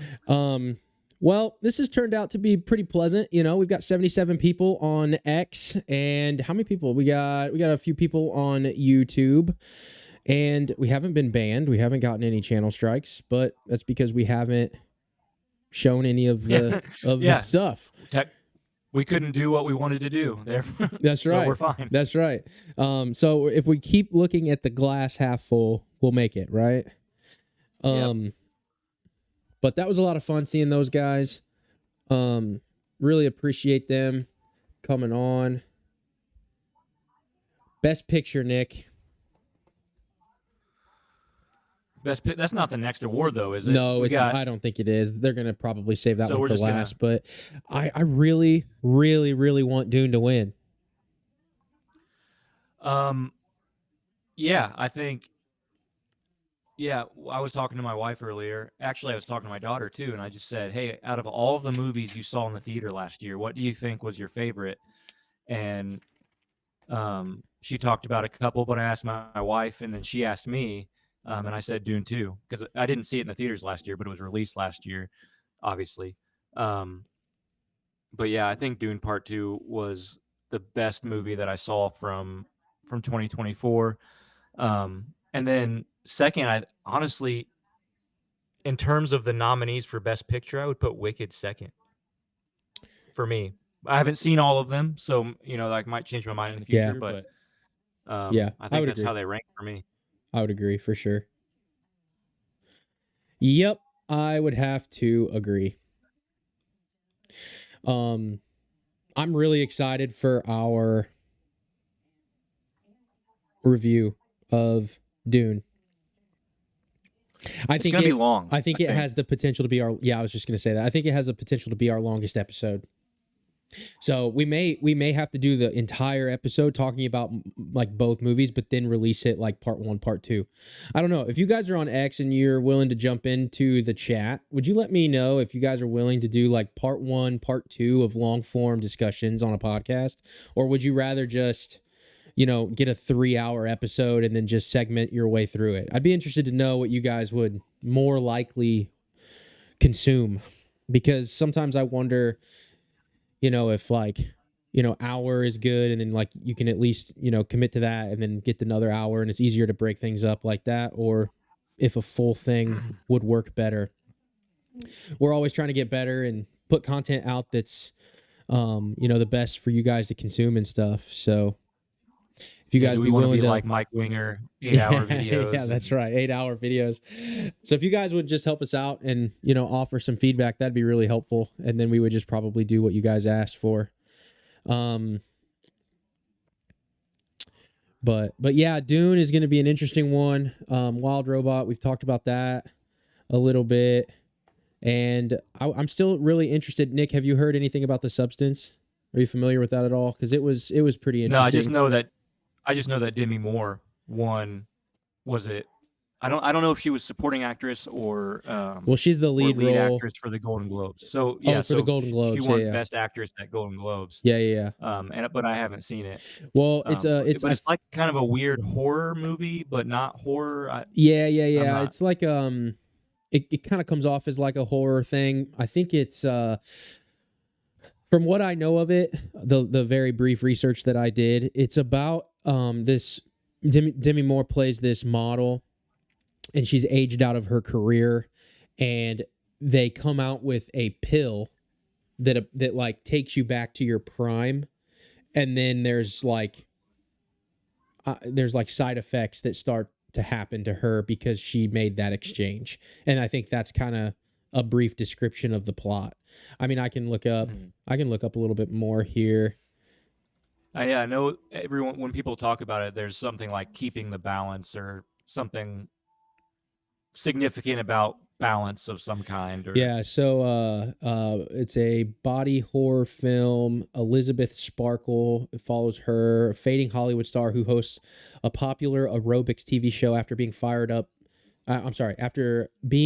due to her age. She's offered a mysterious black market drug called The Substance. This drug promises to transform her into a younger, perfect version of herself. When she takes it, a youthful alter ego, Sue, emerges from her body in a grotesque Cronenberg-esque process. The catch, Elizabeth and Sue must share time 1 week in the world for Elizabeth, 1 week for Sue, alternating indefinitely as they are two halves of the same being. Super interesting. Yeah. So you said that's one of them that you'd want to catch and actually watch, that you haven't seen yet. What about that really intrigues you? Well, I was more intrigued with the body positivity, like I guess kind of ideas. So like if we're going to watch movies, well, I was just from the trailer, I was thinking, okay, where could we go with that? And it seemed like we could go in the direction of not worshiping beauty. Like there are like beauty. How do I want to, I haven't really formulated how to communicate this, but beauty is different things, and it can be as beautiful but manifest differently. So like for instance, just as kind of like an example to be more poignant in what I'm trying to communicate, when you're young and single, the first thing that you usually recognize is physical appearance.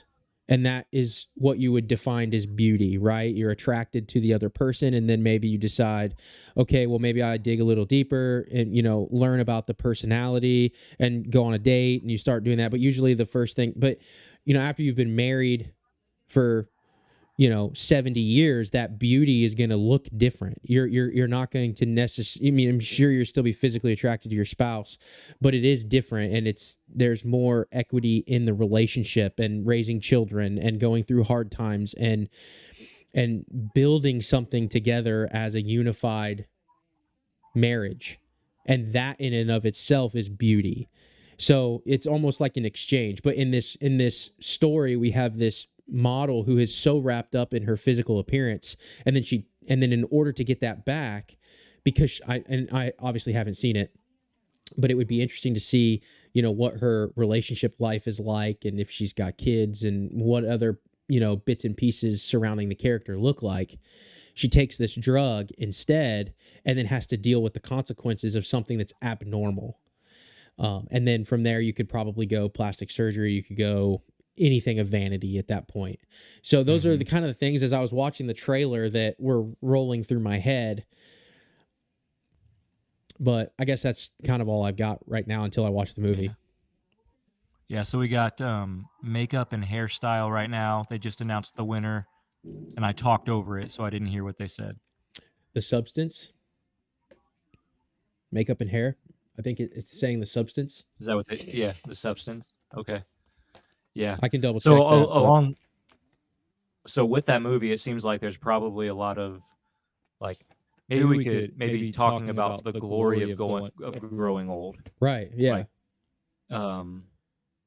Rather than idolizing youth and things like that. But yeah, it does sound interesting. And the fact that it's presented as a horror makes it even more interesting, I think. Yeah, I would definitely agree. I was pretty captivated by the trailer. Let's see. I don't know what this guy's saying here. See if we get any more of our let's see if we get any more of our here, let's throw this up here. I think let's see. I think this here. We've probably missed a few. I think we've probably missed a few, but here's our virtue signal counter. There's Demi Moore. She's clapping because they won. Let's see. Did we get any Ukraine? Did we get any nonsense on that one? If you guys heard it and we didn't, if we missed it because we were I didn't hear it. I didn't hear anything. Throw it in the comments, guys. X is telling me we got 81 people on this stream, Nick. Nice. Yeah, so we want to meet you guys. Jump in the comment section. Let us know what you think. If you agree with the award winners, or if you have a particular movie that you've seen. I'd like to hear from one of you that's seen The Brutalist. And we'll jump in the comments too. We'll talk about some stuff. We don't bite. I'd like to know what people think are like snubs. What are movies? Do you even like the type of movies that typically get nominated? That's a good question. So if you want to jump in the comments and do you like these types of movies, or is it hit and miss? What do you actually enjoy? Because sometimes the things that get nominated for these awards aren't the ones that the audience actually likes or enjoys watching. Yeah, for sure. But we got Halle Berry up here right now. Make sure I turn this down so that they don't hear. I think I'm getting a little bit of a Yeah, I audio heard it spill. coming through on your end. Yeah. Through that. Would you get a copyright strike for that? Yeah, if they hear it, you can. You might want to turn yours down a little bit because I think I can still hear something in the background. I haven't seen musical score yet. Did we miss anything? No, I don't. I think we've seen everything. We've gotten all the awards. Speaking of musical score, kind of interesting that Dune Part 2 wasn't eligible because they said they used too much of the score from Dune Part 1. Interesting. So like it couldn't be nominated for best score. I really want Wicked to win that one. I think, and obviously, it'll be interesting to see. But I would put it between Wicked and Wild Robot. Yeah. Do you think musicals should be like in their own category, or do they? So when you're talking about a film score, and it's a musical, and how it like all of it connects that's a good together, point. right? I never would have thought of that, to be honest with you. Because they still have a best musical category for films, but yeah, I don't know. Does a good musical point. have a leg up on like just a normal movie that has a good score? I don't know. Do you know if The Greatest Showman was in this category? I mean, it would have had to be, right? I have no idea. I have no idea if it was was it even nominated for best score. I have no idea. Here, I'm gonna look that up real quick. I'm interested now. Let's see. Yeah, that's what I was doing. Greatest Showman Oscar Awards. It looks like it was only nominated for Best Original Song for This Is Me. But yeah, This Is Me. Yep. It did not win the award. It went to Remember Me from Disney's Coco. Despite its popularity and critical acclaim for its music, this was the only nomination. See, I think that's a bad take, man. Definitely think that it should have got more than that. But I'm not really sure what's going on right now. Musical performance? Yeah, I don't know what this is. Let's see. Who is that? Is that some person we don't even know? Oh, are they singing? Oh, is this the song? She's singing Live and Let Die. So are they doing like James Bond songs? Well, they did just show the old James Bond little clip. Not a fan of this version, but I do love the song Live and Let Die. Do you like this version the older Bond stuff, or do you like the newer Bond stuff? I haven't seen any of it since I was a kid. I used to love it though. Live and Let Die. You know, let's see. What are some other? I can't think of the titles of others that I saw when I was a kid. But I would go to Die Another Day. Library. Die Another Day was that one.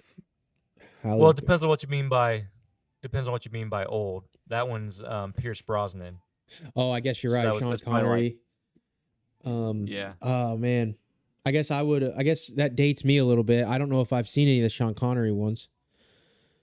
Yeah. So like you got Sean Connery, Roger Moore. Yeah. I remember liking Roger Moore. Because I would go to the library with a good friend of mine, and we would just rent Bond movies, and watch them over a weekend. But it's been years. Well, speaking of Bond, here, let's look at this.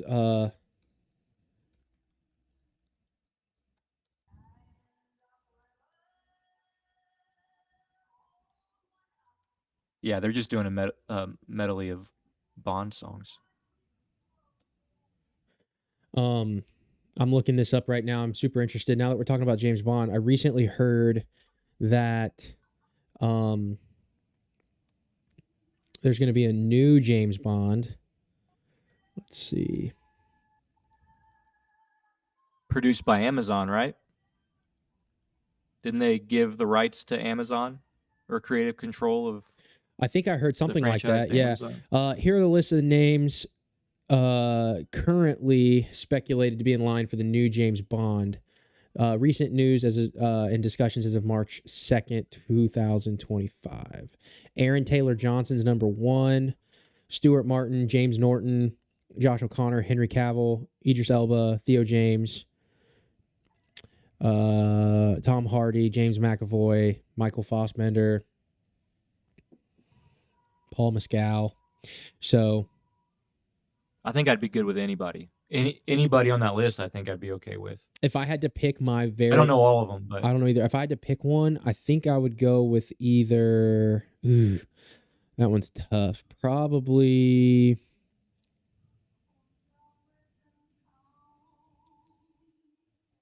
Michael Fassbender would be my pick. yeah. I guess it comes down to age too, and how old do you want Yeah, Bond because to if you be. go with Idris Elba, who I think would be a really good, he's got that GQ kind of look, I think it would be good. But I think he's getting too old for the role. I even think Daniel Craig was kind of a little old for the role. Well, how old is Michael Fassbender? That's a good point. He's got to be is he in his 50s?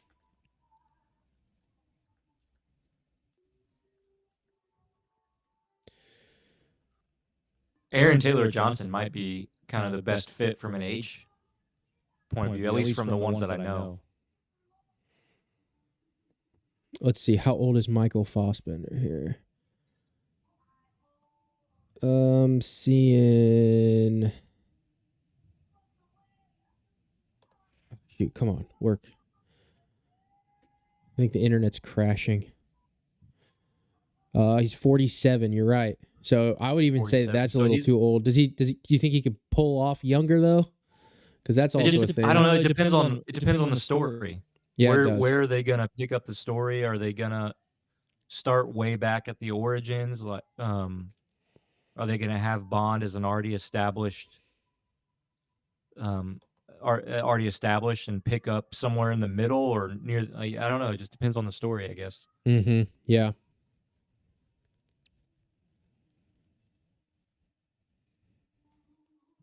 Aaron, did you see The Fall Guy by chance? The Fall Guy? No, I have not. Fall Guy. Ryan Gosling's and Emily Blunt are the stars of it, but Aaron Taylor Johnson is kind of, I guess he's the villain. I guess you'd call him a villain in that movie, and he's really funny. He does a really good job. I wouldn't be surprised if he would make a good Bond. I actually just a really good actor. Yeah, I don't mean to cut you off. I just saw a tweet on here. I'm not going to be able to pull it up, but I just saw a tweet on here where the first, I think we missed it.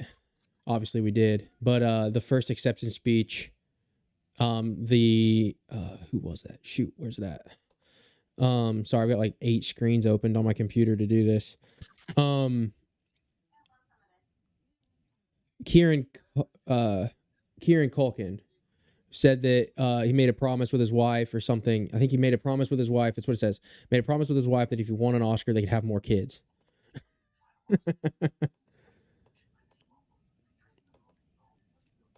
Well, congrats. Good for him. That'd be yeah. It's not something you usually hear at, the Oscars. Yeah. Yeah, so I mean, what do we have next? Or at least what do we have left? So did we do actor in a leading role yet? I think we did. I don't think so. No, unless we missed it. I don't think we did. So which ones are left here? Because these were all out of order. I had these all ordered by way of the printout, and it's not even in the same order as the official website. No, it's not. So let's see. Now my pages are all out of order too. All right, so we've still got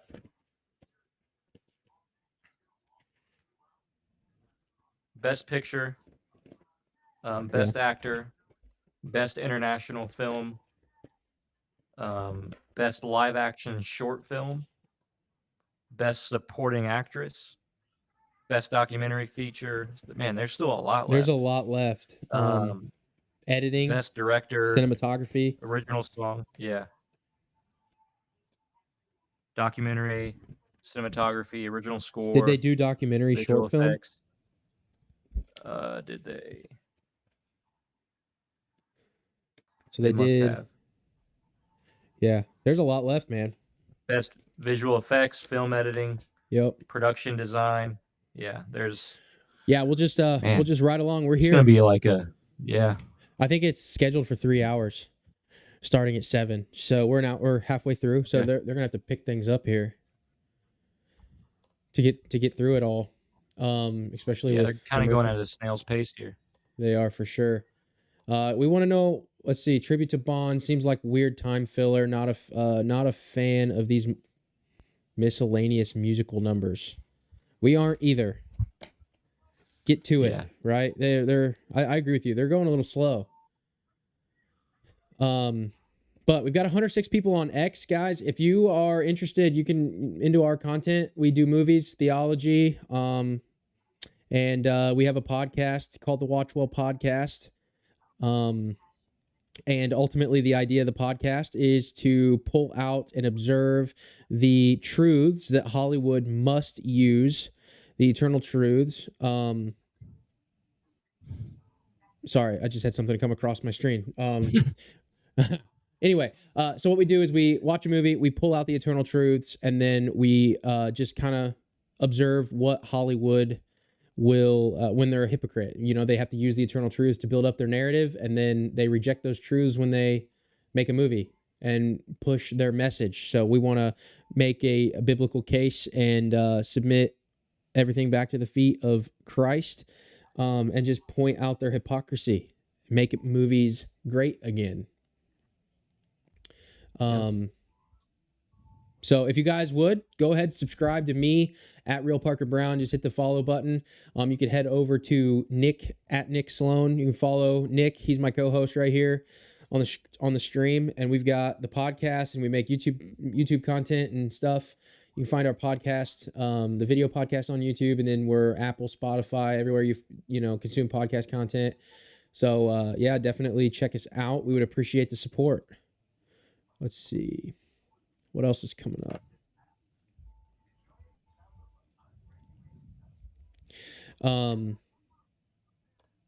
Yeah, as we get better at this live stream, these live stream nights for movie stuff like this, we'll eventually have clips and stuff on here so that people can view.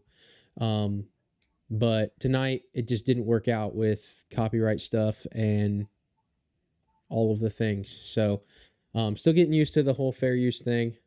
Let's see. Conan's up here trying to be funny again. I don't think he's that funny. I don't think he's been funny for a really long time. Yeah, I don't know. I haven't watched him for a very long time, so I don't know. I kind of liked him when he was the guy. Like, he had a show after Jay Leno's show. Yeah. And I kind of like that, but what award are they getting ready to do right now? Do you know? I'm trying to find it here. It's he's talking about Scorsese and making a joke about Scorsese, I think. What is this? This is Kill Bill. Is that Uma Thurman?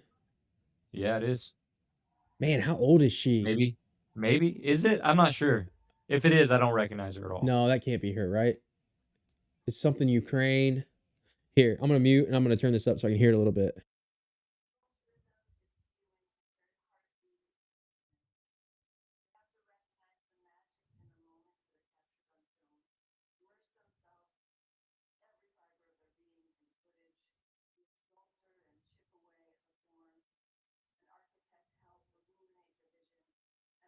She's just talking about building the movie. So production design, maybe? Set design, yeah, something like that? Maybe. Usually, so if you watch it. Achievement in film editing. There it is, film editing. So it's up on the big circle thing above the stage. They usually put that up there. So this is a Nora. Brutalist. Yep. So this is going to be all movies that we haven't seen, except for maybe Dune 2. Wicked. Oh, Wicked's Wicked will up. be in here too. That's true. I would like to know the metric for editing here. I wonder, because you'd probably, I mean, editing would be probably color corrections and, you know, coloring probably. Oh, that'd be so interesting. What's the metric? Here, I'm gonna look that up. Well, they don't have them. Like, did you see? There was some story that came out that many of the Oscar voters refused to even watch Dune Part 2. Oh, really? But they're still voter, not on any like moral grounds or anything like that. It wasn't a boycott. They just didn't feel like watching it. Interesting. So it's like, I wonder how many of these movies the voters have even seen. Honora won for editing. Yeah. I want to know what the metrics are for the editing. That's what I want to know. Well, I mean, I would guess they would have to look at. I mean, would they look at transitions from scene to scene? Would they look Yeah, at it would have to be like color, transitions, cropping it, and yeah, it would be probably framing, but like framing is more what I would think more cinematography.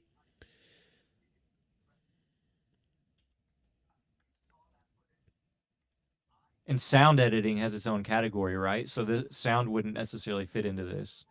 Yeah, let's see.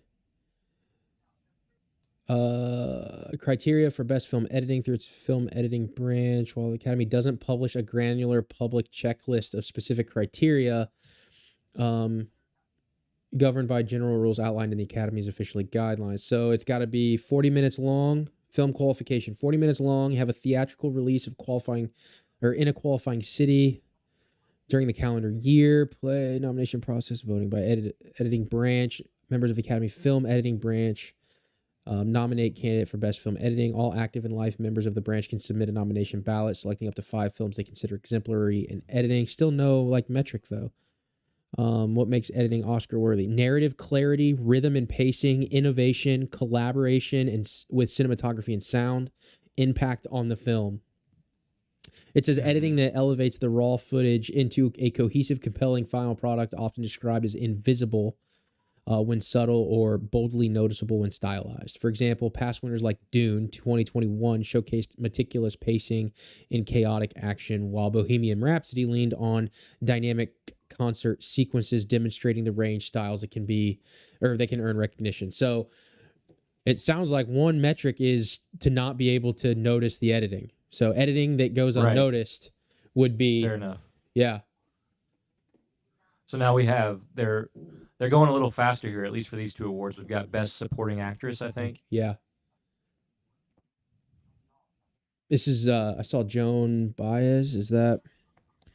That's I'm actually reading the subtitles over here, so I'm trying to keep up. It's a little delayed. Supporting, is that what you said? Yeah, supporting. So I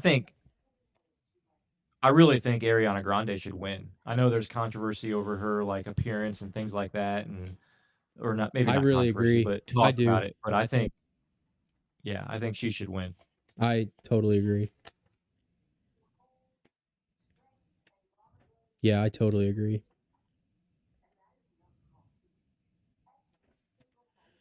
So I wonder why do they choose to do it? Like for some of the awards, they pan to the actual candidates and say something wonderful about the performance or how well they did. But then others, it's just a video package of the candidates. I wonder how and why they make the decision to do that for some and not all of them. Yeah, I don't know. But I'm always... Oh, man, I don't know. I don't even know if they did this with supporting actor too, I think. 3. So I wonder why I don't know. This just didn't print right.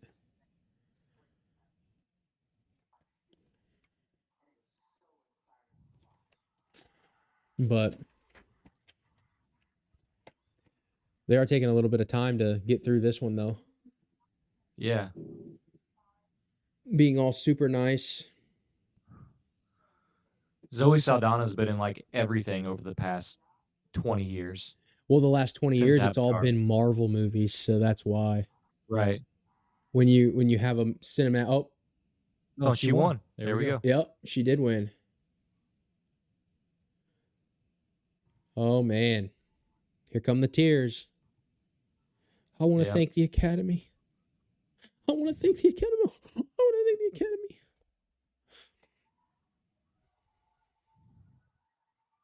So she won the Golden Globe and the Oscar then. Yeah, Lots of tears. lots of tears. Did she thank the Academy yet? My mom is here. I can't. Whole family's here. I'm flooded by this honor. Thank you to the Academy. There it is. For recognizing the quiet heroism. Let's see. Heroism and the power in a woman like Rita, and talking about powerful women, my fellow nominees.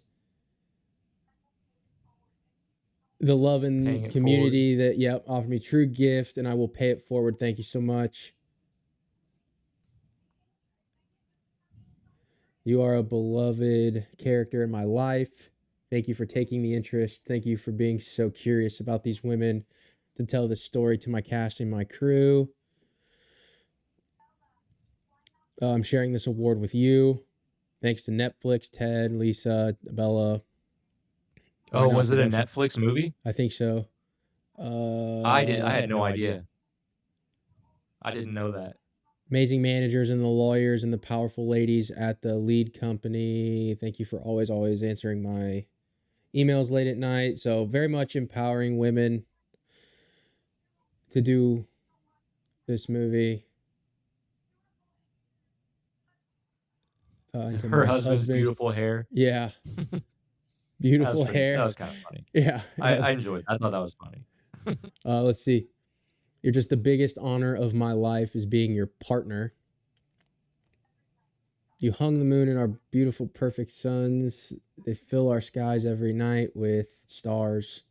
My grandmother came to this country in 1961. I am a proud child of immigrant parents, and everyone applauds.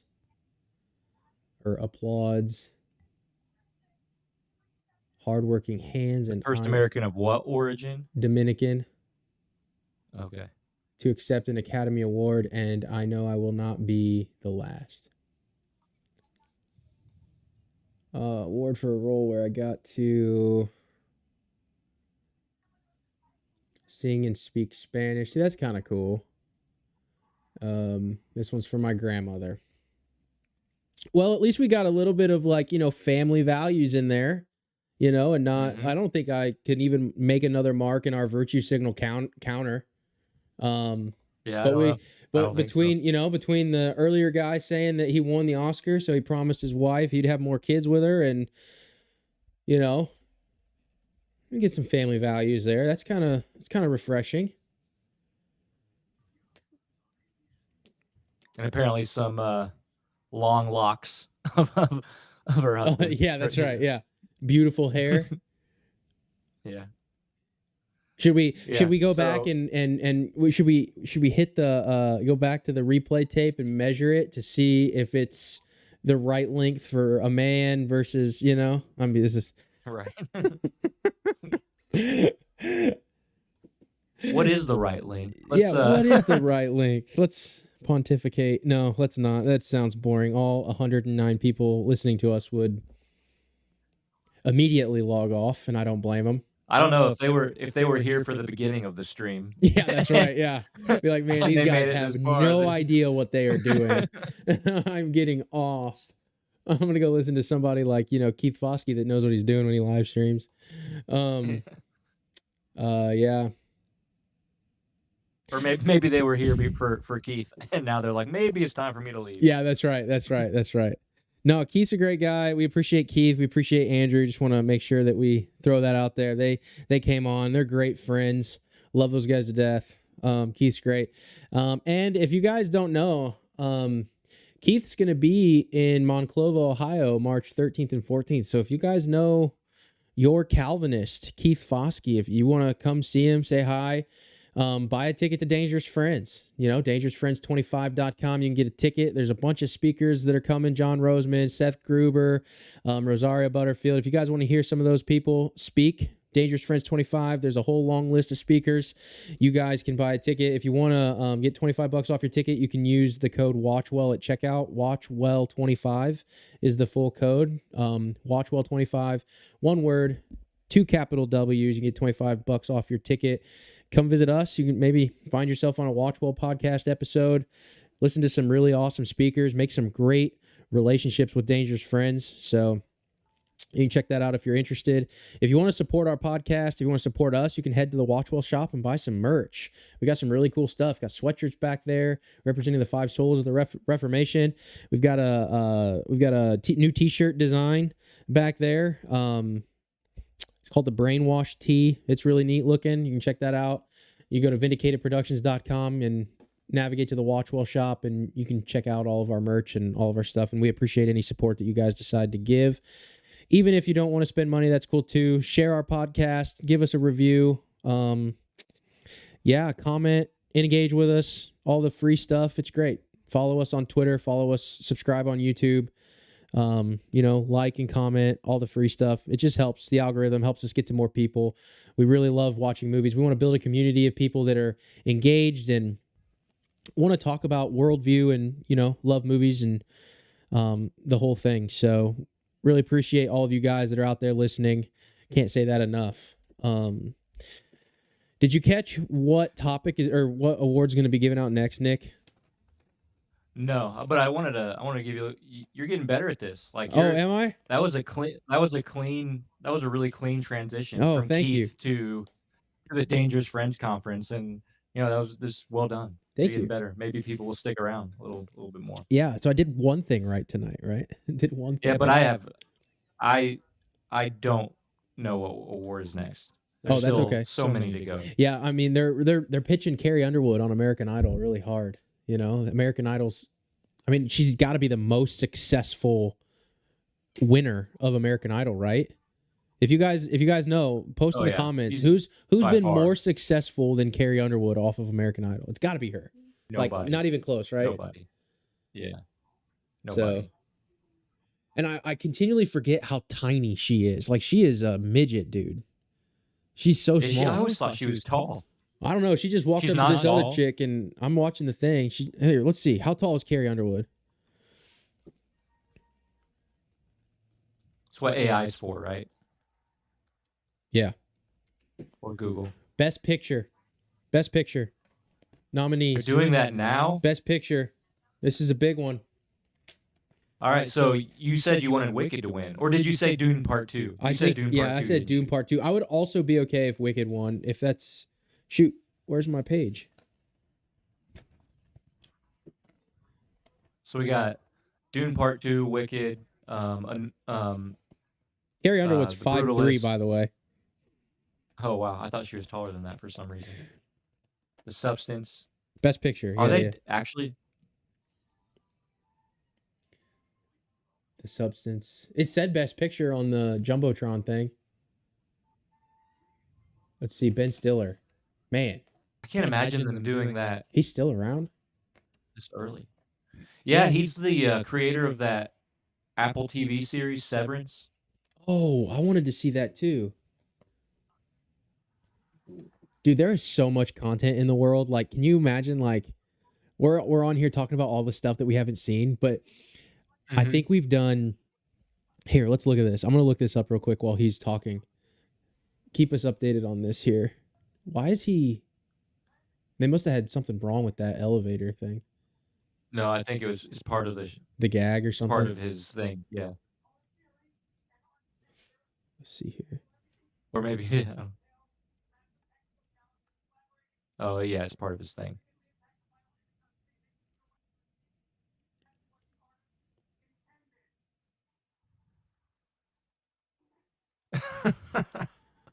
That was kind of funny. That was pretty fun. Yeah, that was pretty good. Hopefully, we're not giving very good commentary here, but No, we're not. It hopefully was if kind of you're funny. joining us. Yeah. Oh, I'm really hoping that the people watching are also watching the Oscars because Yeah. that would be So this is the Brutalist. I really think that they're doing Best Production Picture. design, it looks like. Oh yeah. This is production Production for sure. design and set. Conclave. Dune Part. It's got to be Dune Part 2. You can't. Yeah, there's no way. But see, anything other production than Dune Part 2 design. wins. Do you think Dune Part 2 would win? Because this is Nestor. See, Nestor off. I wanted to see this one too. So I we've done, really think it's got to be Dune. from the start of our podcast, Nick, we've done 47 episodes. Okay. Done 47. Not all of them are movies, though, right? Not all of them are movies, but we've done 47. That's significant. We're coming along, man. Running a marathon. It's all positivity. Let's see. Who do you think's going to win? Wicked? Wicked just. Wicked. Yeah, Wicked. I know people are going to, question my man card, but I really liked Wicked. I thought it was really good. I'm with you. I think I have if I was doing a breakdown and being sarcastic and really hypercritical, I could probably find some stuff in there that would be really entertaining for me to just destroy. But overall, I think it was really good. Yeah. Since you kind of surrendered your man card there, I'll do mine too. I saw it 3 times in theaters, and then also bought it outside of theaters. So yeah, but see, you have the the age old but my wife and daughter wanted to go see it. I don't have that. I just have a wife. Right. Sure. Yeah. But I will say I have only seen it one time because I wasn't going to pay to see it more than that. Yeah, but I'm at least 5, maybe 6 times I've seen. I will say that we've listened to the soundtrack a few times, but Ariana Grande, despite her crazy liberal, unbiblical mess of a worldview, she is phenomenal at singing. She is so good. Yeah, I actually had no idea she was that good. Oh my gosh. I kind of assumed she was just this normal Disney, hyped up, but not quite as talented as her fame would suggest. But no, she is. Her vocal performance in Wicked is amazing.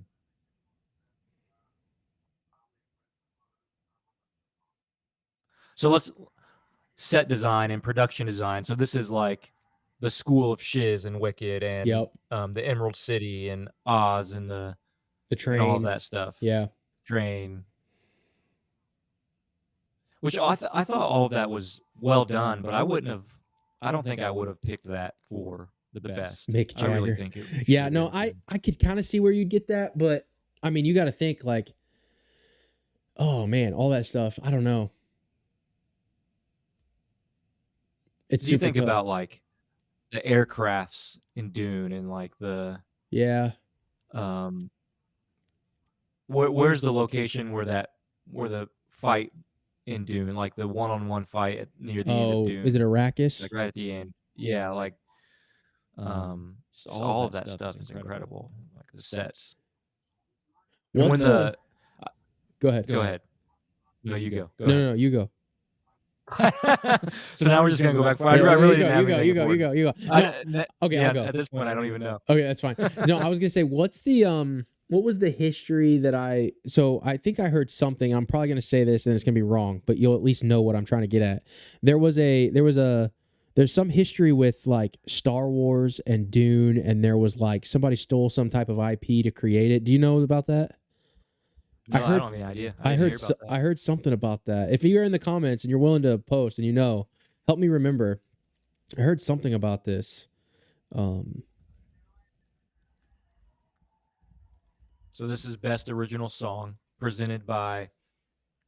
Is that Mick Jagger? Yeah. Yeah, it's popular theory that Star Wars borrowed some inspiration from Frank Herbert's Dune. Both stories share big sci-fi vibes, desert planets, chosen heroes, galaxy-spinning empires. Dune came out in 1965, well before Star Wars hit screens in 77, so the timeline fits for influence. George Lucas has never outright confirmed it, but he's admitted to being a big fan of sci-fi literature, and Dune was a giant in that space. It's interesting. Yeah. Take Tatooine to some and degree, Arrakis. everything is stolen, though. Yeah, right? That's right.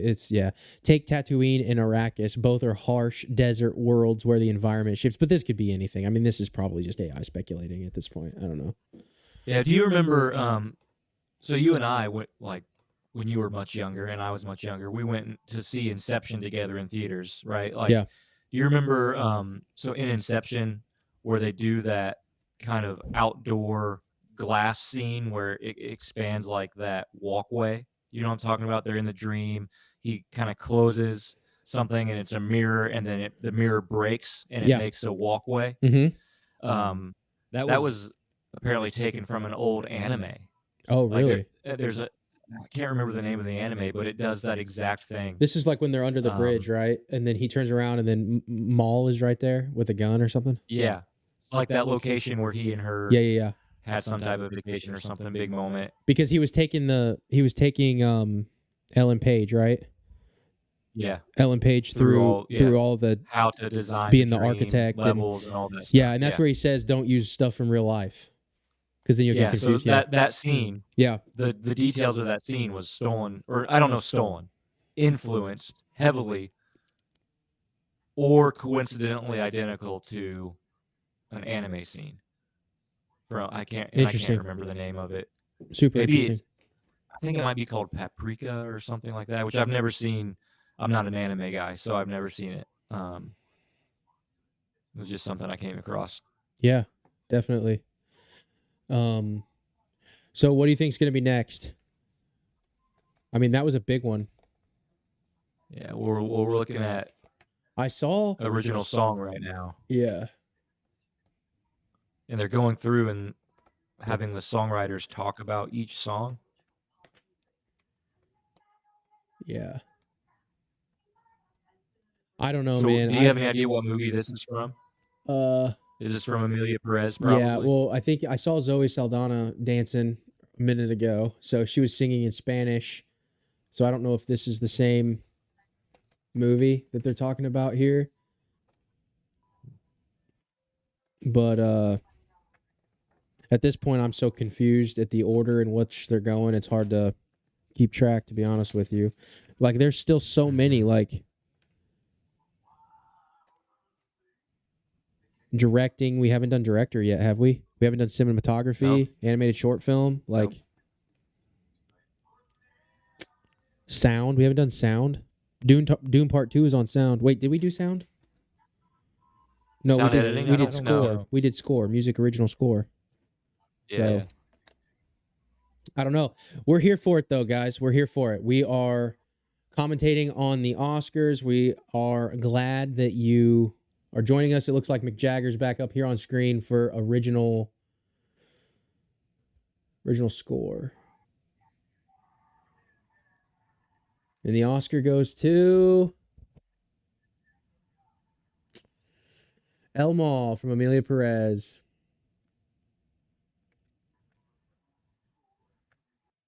That guy just left her. She's like trying to hold his hand. He's like bailed and hugging somebody in the crowd. That's funny. Oh man. I have not heard this song, obviously, because we are live streaming, so I couldn't listen to it. What if it's just terrible? Yeah, it might, I mean, it might be horrible. So, I don't know. It's like they get this award and they do all this. It's like nobody watches it. Nobody listens to it ever again. Do they have a category for songs that come from? Wait. Song. Hang on, real quick. Sorry. Like, denounce corruption. Speak it through the role of music, art, and play, and continue to play. Let's see. Force for good and progress in the world. Let's see what he says. Thank you, Jacques, to the amazing cast. Thank you to our phenomenal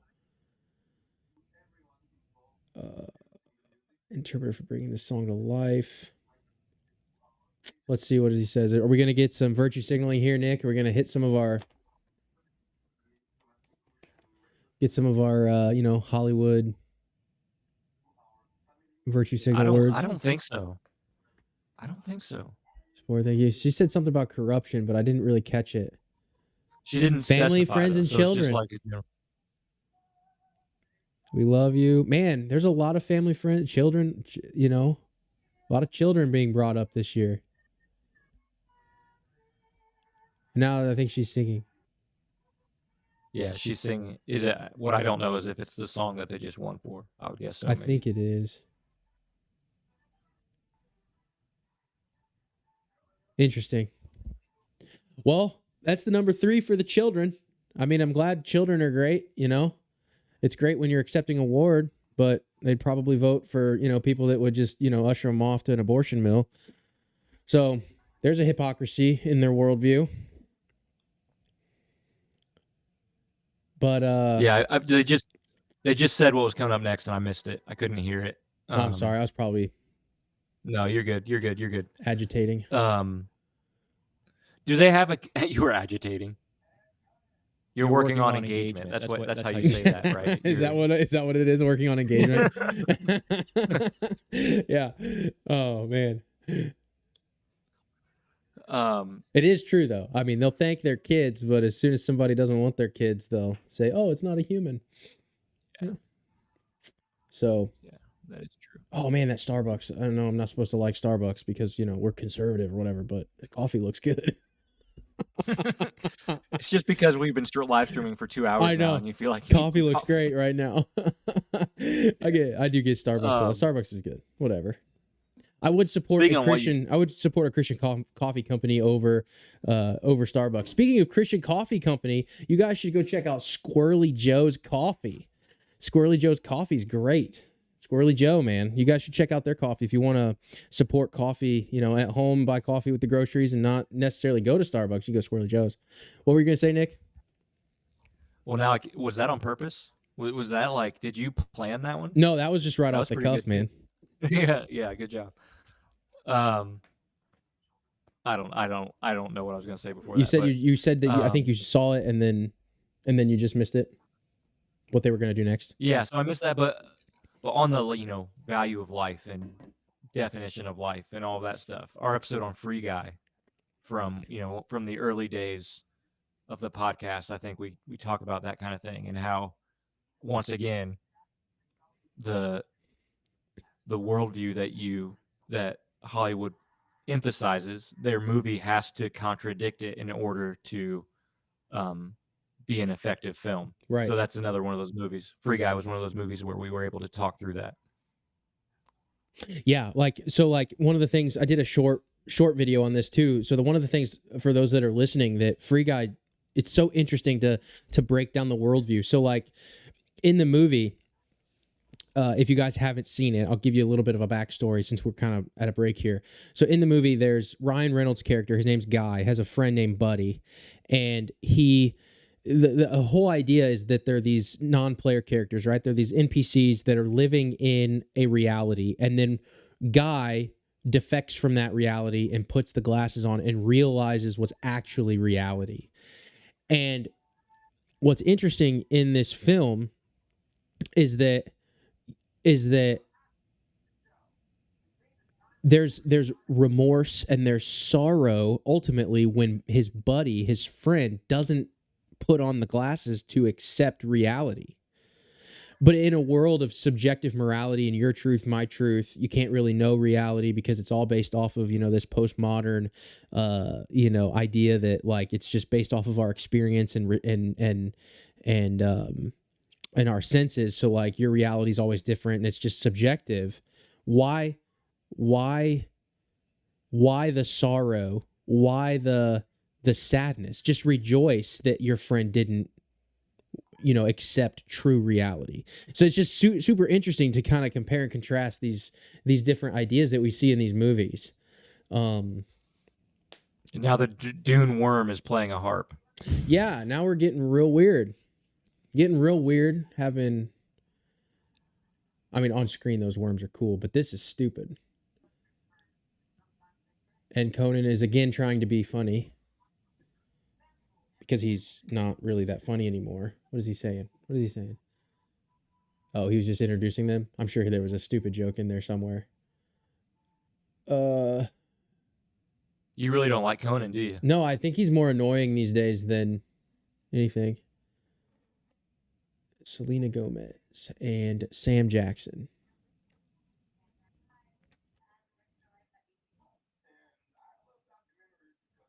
So best documentary is what we're getting ready to see here. Man, how old is Sam Jackson? He looks pretty decent for how old he is. He's in his 70s, isn't he? Yeah, he looks pretty decent, man. He's getting up there.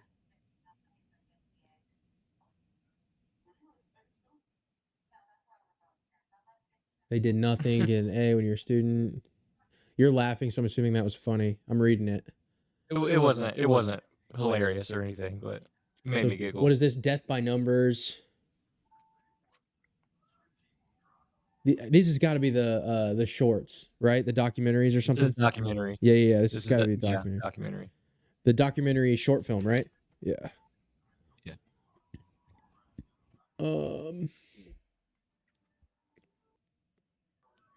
So this is another one. Where do you watch these? They got to be at like a film festival, or they've got to be on some type of like.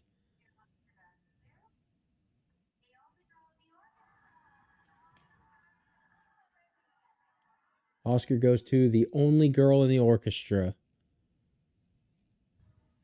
Molly O'Brien and Lisa Remington. Yeah, she needs to put a shirt on, dude. I mean, it is wardrobe malfunction. Yeah, I know. Well, it's not the Golden Globes.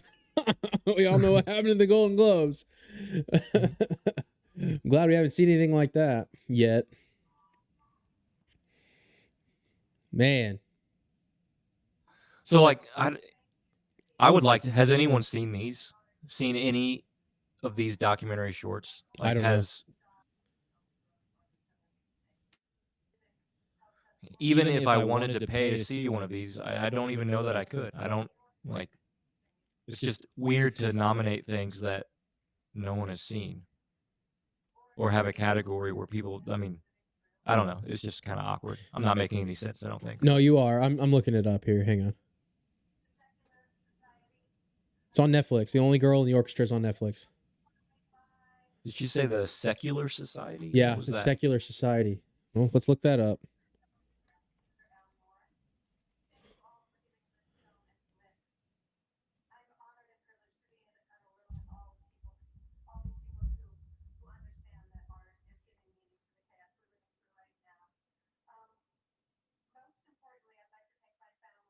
All the chaos we're living through right now. Is she going to get more specific? Let's see. Thank my family. No, Josh. She just thanked her family. Yeah. Interesting. Organization. If you're referring to an organization, this is the National Secular Society in the UK, founded by 1866 by Charles Bradlaugh, is a prominent group advocating for the separation of church and state, promoting secularism and challenging religious privilege in public life. It's still active today, pushing campaigns on issues like faith schools, religious laws. Well, that would be, terrible. Man. So they moved right into really fast. They moved into documentary feature film. Porcelain this War. Is full length. I have I forget why, but I have Porcelain War starred on my paper here.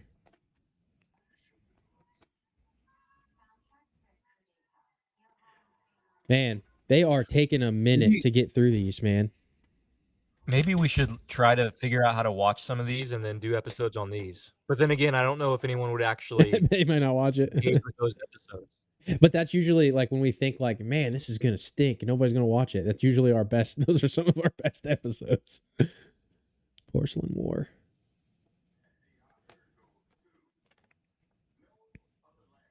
No Other Land. Interesting.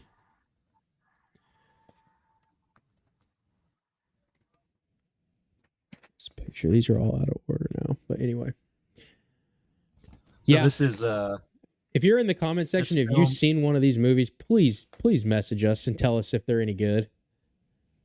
So Google's overview of this one, it says, this film made by Palestinian-Israeli collective shows the destruction of the occupied West Bank's Masafar Yada by Israeli soldiers and the alliance which develops between the Palestinian activists Basil and Israeli journalist Yuval. Such a big honor. 4 of us supportive of this documentary. About 2 months ago, I became a father, and my hope to my daughter that she will not have to live in the same life I'm living now, always fearing applause, always fearing violence. Let's see what he says here. Home So he's talking about the demolitions. conflict. Yeah, in Gaza, in and Israel. displacement that my country is living and facing every day. No other land reflect the harsh reality that we've been enduring for decades and still exists, as we call on the world to take serious action to stop the injustice and to stop the ethnic cleansing of Palestinian people. Interesting.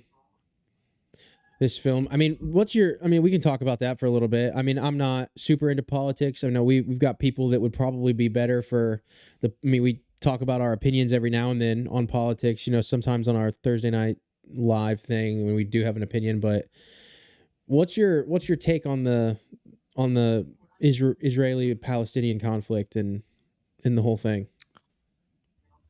Yeah, I mean, to be quite honest, I'm really not qualified to talk about this at all. Yeah, I'm really There's not a either. lot that I don't, a lot of info that I just don't know.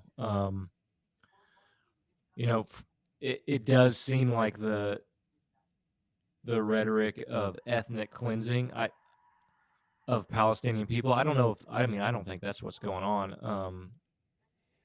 In my view, but again, I'm really not informed. I Yeah, don't feel I'm not equipped to either. talk I about mean, it. just from what I've heard, I would say that I would say that Israel is definitely put in a bad light, and I don't think that they necessarily deserve. I mean, I'm sure that they do things wrong and the whole thing, but definitely would not be on the Palestinian side, I don't think, just from the little bits that I've heard.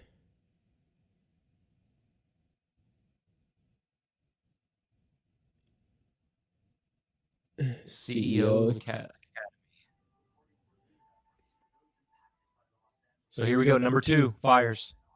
Number 2. Okay. No, this is like 4, I think. It's the 4th mention of the fires. No, this is the 2nd mission of the fires, but for our virtue signal counter, we're number 3, which is a lot less, but I'm sure we've missed a few as we've been talking.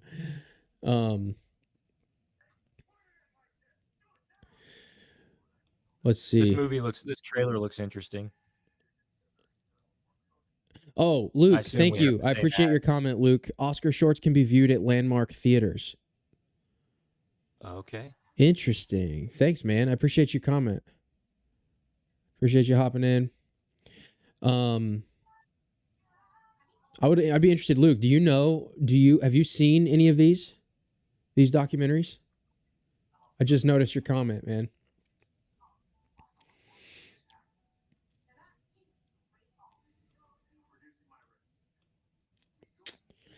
Let's see. Yeah, we're at commercial right now. Real quick, let's see. What do we want to talk about now while we wait on this next one? Did you happen to see that trailer they just showed? No, I didn't. Right when they cut the commercial. No. Something called The Amateur. It looked pretty interesting. The Amateur? The Amateur. No, I didn't see it. I was looking. I had something up on my screen. I wasn't looking at the TV. So it's Charlie Heller is a brilliant CIA decoder whose world comes crashing down when his wife dies in a London terrorist attack. When his supervisors refuse to take action, his intelligence becomes the ultimate weapon as he embarks on a dangerous trek across the globe to track down those responsible. So it's a revenge. It looked pretty interesting. Kind of like, a revenge thriller type film. Yeah, we're definitely creeping up on the virtue signals. I think the fires have been mentioned 2 or 3 times. We've got Palestine being mentioned. See, that's where it would be nice to have Corey on, Corey Wing from Civically Minded. If you guys haven't checked out Civically Minded, you should check him out. He's really cool. He's all about civics and ecclesiology and stuff on his channel. Really solid Christian dude. We'll forgive him for being in the PCA, but really awesome guy. He's going to be at Dangerous Friends too. So if you guys buy a ticket, you can come talk to Corey. Let's see. Does it seem like the commercials are getting longer as the show goes on? For sure. Like the ad breaks are getting longer and longer and longer. Yeah. Corey did say he might jump on, but I haven't heard from him, so we'll see. Maybe he got caught up with the family. Are there any movies that you're looking forward to, like this year? Oh, I'd have to look. Yeah, we can look. Here, I'm going to pull it up. Let's see. We really missed Captain America. We should have done something for that. I dropped the ball there. Couldn't get it in to the schedule. Release calendar. 2025 coming up, right? That's what you want to talk about? Yeah. Let's see.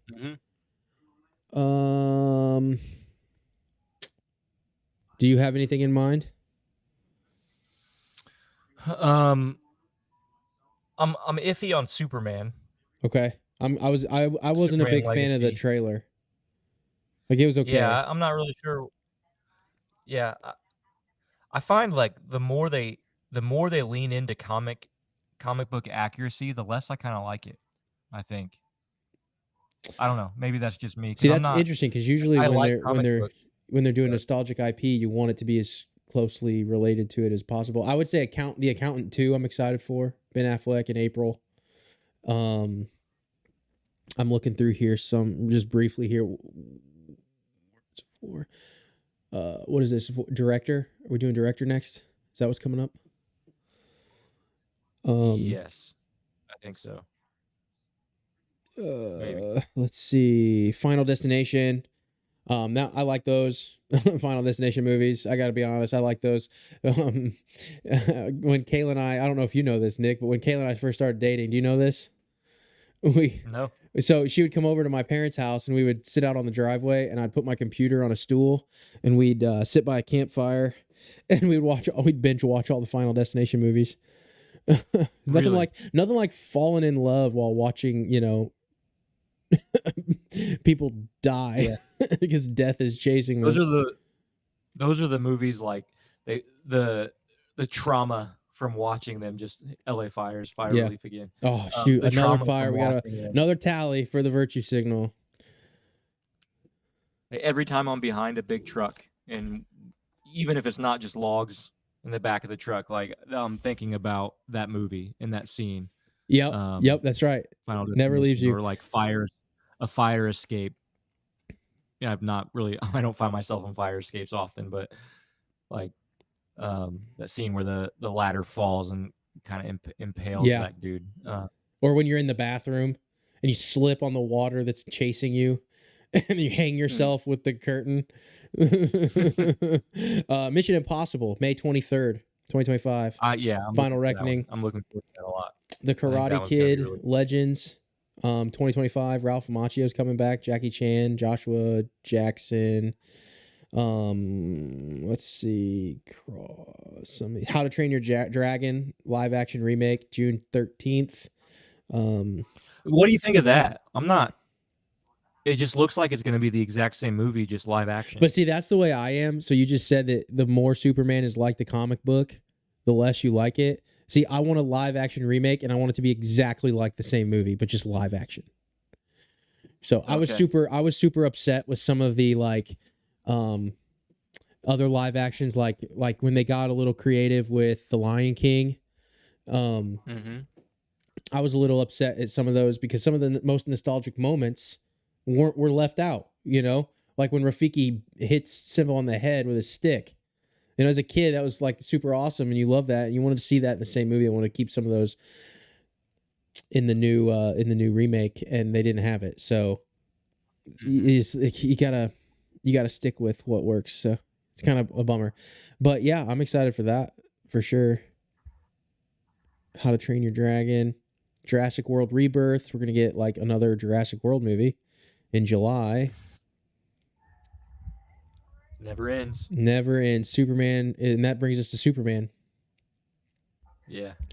It's like with comic book movies, I prefer that they get the characters right in terms of tone, but then create a brand new story around those characters. That's always been my preference, rather than trying to adapt like an actual comic book story. Yeah. There are some comic book stories that I think they should just straight up adapt it and make it the same, but just generally speaking. Yeah, for sure. Miles I'm trying Teller to see. and Miley Cyrus are presenting the next award. Yeah, and then November you get Wicked Part 2 for Wicked for Good. Yeah. But other than that, there's a movie. I think that's an musical animated. David. December 19th, Avatar: Fire and Ash. Yeah. Zoe Saldana's in that. Kate Winslet, Sigourney Weaver, Sam Worthington. A lot of the same cast coming back for that. Let's see, what are they going here with Miley Cyrus, Miles Teller? Just a testament of the work done by the mixer. Is this sound editing? This is still what? This is editing? Sound editing. Oh, sound editing. Thank you. Sorry, I missed it.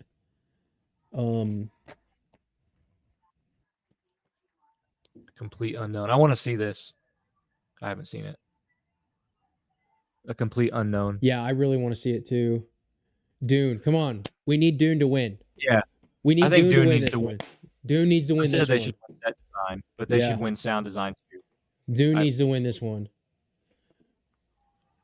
Dude, forget this movie. sound of Nobody the likes worms Amelia as they Perez. We need Come Dune in to and win. out of the ground, out of the sand. Yeah, it's amazing. It's incredible. Wicked's pretty good too. I would be okay with Wicked 100%. winning, but Dune definitely needs to win this one. Because like this is more sound design as opposed to music. Mm-hmm. Ooh, Wild Robot. Oh, that's another good one, That- man. that- Wild Robot. I forgot about that one. Oh man. Let's see. Here we go. There we go. Dune, we Good. got it. Okay, good. Yeah. Dune. We got it. Well deserved. For sure.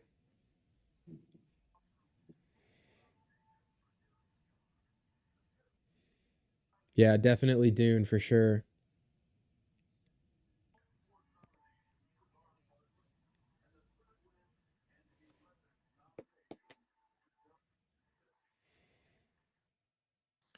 Hey, they won an award even though the voters didn't watch their movie. Yeah, that's right.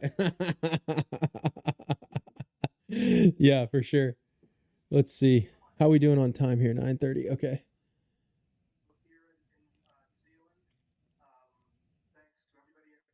Yeah, you may want to turn your volume down just a bit, Nick. I can kind of hear it. I don't want to get copyright flagged. Just a little bit should be good. So if we go back to some of the movies that are coming out, we're in December. That takes us all the way to December. And the big one, and then that's really much it. But I'm not talking about some of these movies that could be more original. I mean, can you believe that we might be getting some original movies? Good grief! Iron Man. Can you think of any? No. Well, so I talked about that a little bit in the video I did, the reaction response to Michael Knowles and Zachary Levi this past week, where we were talking about originals, and the best I could do is A Quiet Place. The best I could think of in the moment was A Quiet Place. The very first one is like an original, because then right after that I talked about they did A Quiet Place, and then they wanted to steal and alter the IP. They came out with Bird Box with Sandra Bullock. Remember that? Yeah, I do. That was a Netflix movie, right? Yeah. So it's like, man, like you get a like other than A Quiet Place in the last. And I know that there was a comment on my video, and somebody else did a movie from 2024, and I'm blanking on what it is right now. I could go look at it, but what is a movie that you can think of that's original that's not A Quiet Place or in that time era? Well, I think I've got a few, but I think the question is, how many of them are successful? and Well, I make don't really money? care Because about at this point. I don't really care about success. I just want to know what's original ideas that people are taking risks on. if was directed by John Krasinski, Oh, is it the that was a completely original. Invisible Steve Friend? Carell and- Ryan Reynolds? yeah, yeah, yep. So that was a completely original. Yeah, 2024. Concept. If Casey, Kaylee Fleming, MGM Studios, yeah, John Krasinski. But see, But John you're right, Krasinski, John there's not a lot Krasinski there. did A Quiet Place. Quiet Place. Yeah. So, writer director John Krasinski. So I would be interesting to know how much of that he did on his own, in terms of like taking a like I don't Dune know just if won something else. what. Dune just won a second award in a row. Oh yeah, you're right. I didn't catch.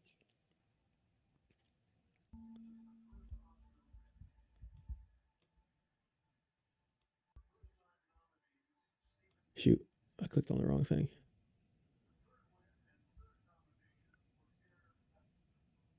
So Dune won. What is this? This is. Oh shoot, we missed it. Is it cinematography?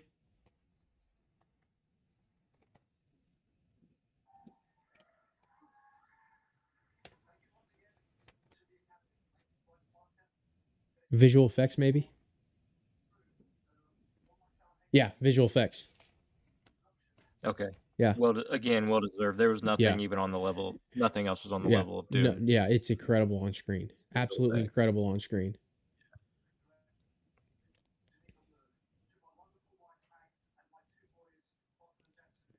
I mean, this is probably over exaggerating because I just watched it last week twice. But I don't know that I've ever seen anything on the level of Dune for special effects or visual effects. Do we have Corey back screen here? Corey, are you there? You look frozen, buddy.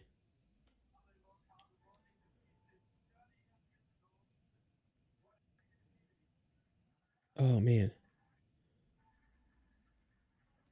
See if he'll text me here. Gotta get Corey in here.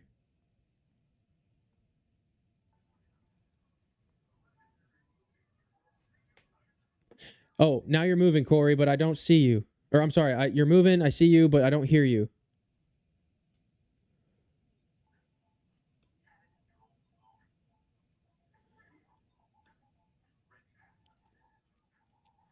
I don't hear you, Corey.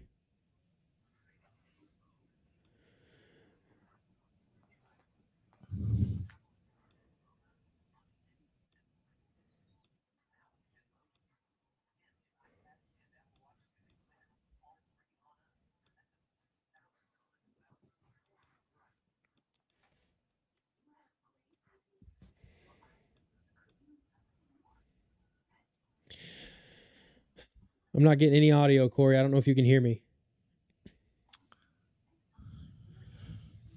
Nick, can you hear Corey? No, I can't hear him. Well, when I hear you, Corey, I'll throw you in. We'll party.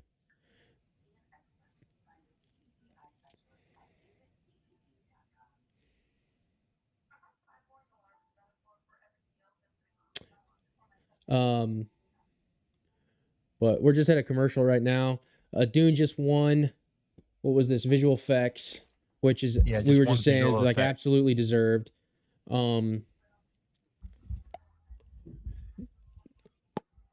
I don't know if visual effects. Wicked would have been a good win too. I still don't think that it's better than Dune. And then I'm sure there's visual effects in Alien. I mean those are very heavy. I mean Kingdom of Planet of the Apes. So it was a pretty rough race there, but I definitely think Dune is the best looking. I think where's cinematography here? I think Dune should win that too if they're up for it. I'm forgetting. It probably should. Dune definitely needs to win cinematography too. In my opinion, I think for sure. What else is up for cinematography? Cinematography is The Brutalist, Dune. Shoot, my page cuts off here. Nosferatu, I think, and I don't know what this other one is. My page Amelia didn't Perez. print. It also has Amelia Perez in there. Yeah. Hey, Corey, we still can't hear you, buddy. I don't know if you want to try to disconnect your audio in the backstage area and then try to reapply it. Usually if you click on the setting, you can go through and see your audio settings. So I don't know if it's not going through your mixer or something, but we're not getting anything.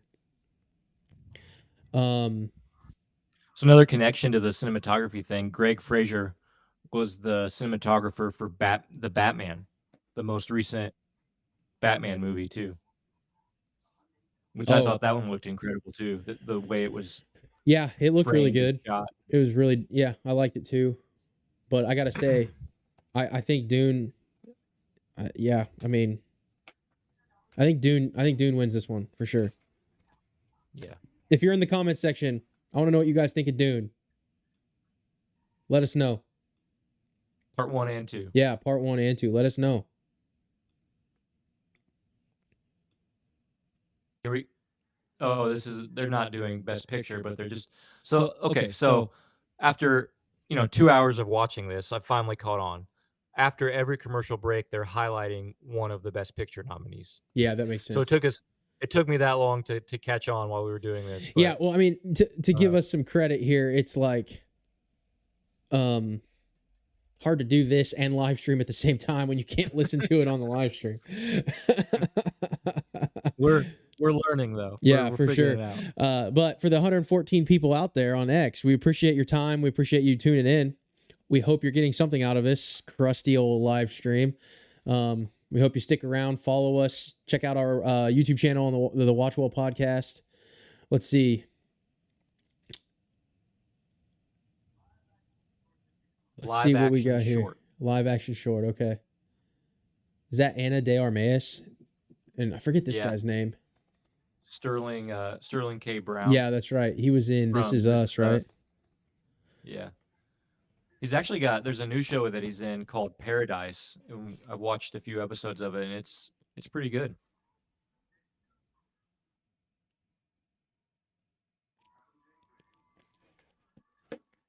Let me see if I can look at Corey's audio settings so we can get him in here too.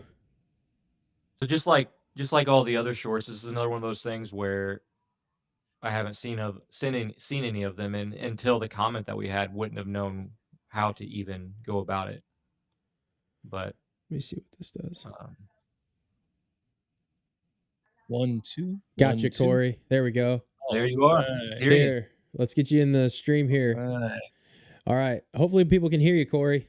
Well, this is what you get for going away for a few days. You get chaos. Yeah. How was your vacation, my friend? It was very fun and adult-like. Yeah, that's good. That's good. Away from the kids a little bit.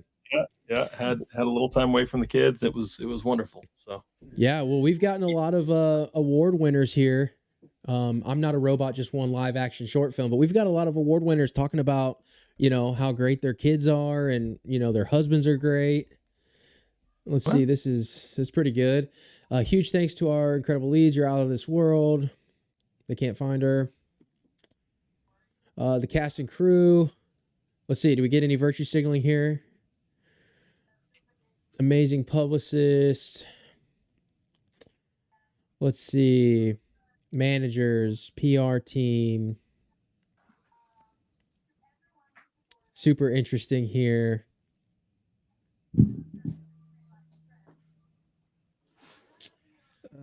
So far, so good.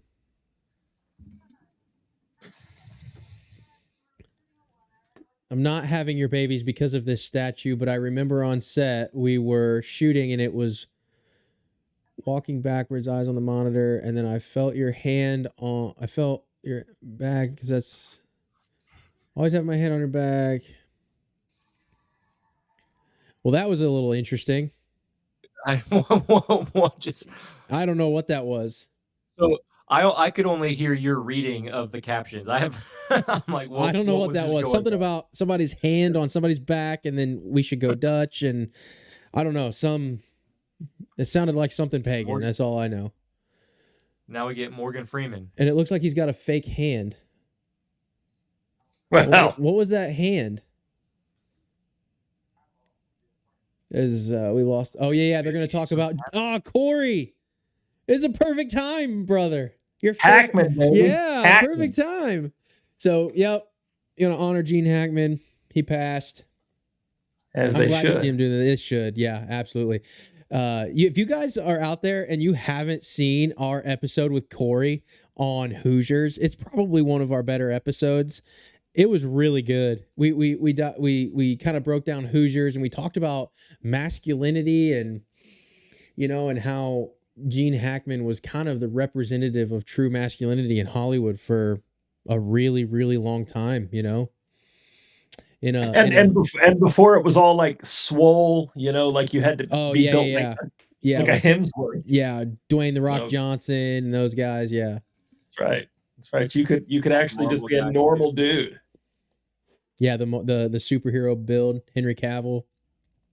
What do you think was the last movie that you could be a normal dude in and be an action hero? Ooh, Die Hard? No, I'd say the guy from Just Call Saul was in that one not that long ago where he kind of played almost a John Wick style character. What was that? That was a good. I like that movie. That was a great film. That was good. It was kind of there was a Kevin Bacon movie that was kind of like that too. Yeah, Kevin Bacon. Yeah, when they like killed his kid. Yeah. Oh, what was Stir of Echoes or something? No, not Stir of Echoes. That was a good movie too, though. Oh shoot! I think I watched that one with you. Here, I'm gonna see. Oh shoot, I'm blanking on that guy's name. Does that one count though? Because isn't that like for the one Nobody with the guy from Better Call Saul? Nobody. Nobody. Yeah, Nobody. That's it. And then the Kevin Bacon. I saw that with my dad in theaters. Let's see. Oops, typed that in wrong. So these are all the people that have died over the last year. Hollywood people. Oh yeah, you get your in remembrance. So for Nobody, does it count when it's like part of the story is he's a guy you don't know can do those things? Well, I mean, it's still impressive that he can do, and I guess I'm not knocking the movie. It was a really good action movie. He's really good in it. You cannot. That's the thing about real life is scary guys don't always look like scary guys. Sure, yeah. Sometimes there are really, really scary guys that you just wouldn't see coming, and then man, they've ruined your whole life. Trying to see if I can find the Oscars so I can log in with you guys and see what's going on. Yeah, you can find it on Hulu and ABC, wherever they do their streaming. I think maybe YouTube TV and wherever you got the channel.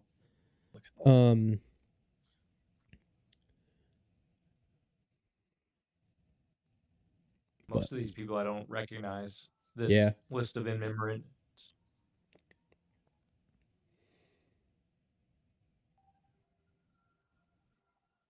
Yeah, I'm not sure who any of these people are for sure. Yeah, but now they're kind of doing behind the scenes technical people who Pratt. I know that name. Passed away. I mean, I recognize her for sure. Joan Flowright. I don't know their name, but I recognize her face. Yeah. Yeah, she was in shoot. Oh, Donald Sutherland too. Oh yeah. Oh, Donald Sutherland. Well, he's probably another masculine dude. Absolutely. Yeah, definitely. And his son. I mean, because in 24, Kiefer is like a man's man, but yeah, he's not a Hemsworth. Yeah. So. Yeah, Plowright was in Dennis the Menace. Was she in? Let's see.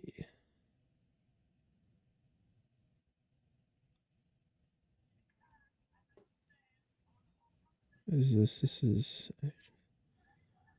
101 Dalmatians. She was a nanny.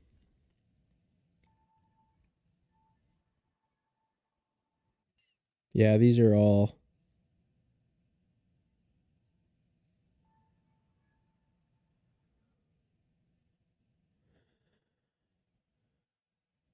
Interesting. Shelley Duvall from The Shining. Yep. Oh, The Shining.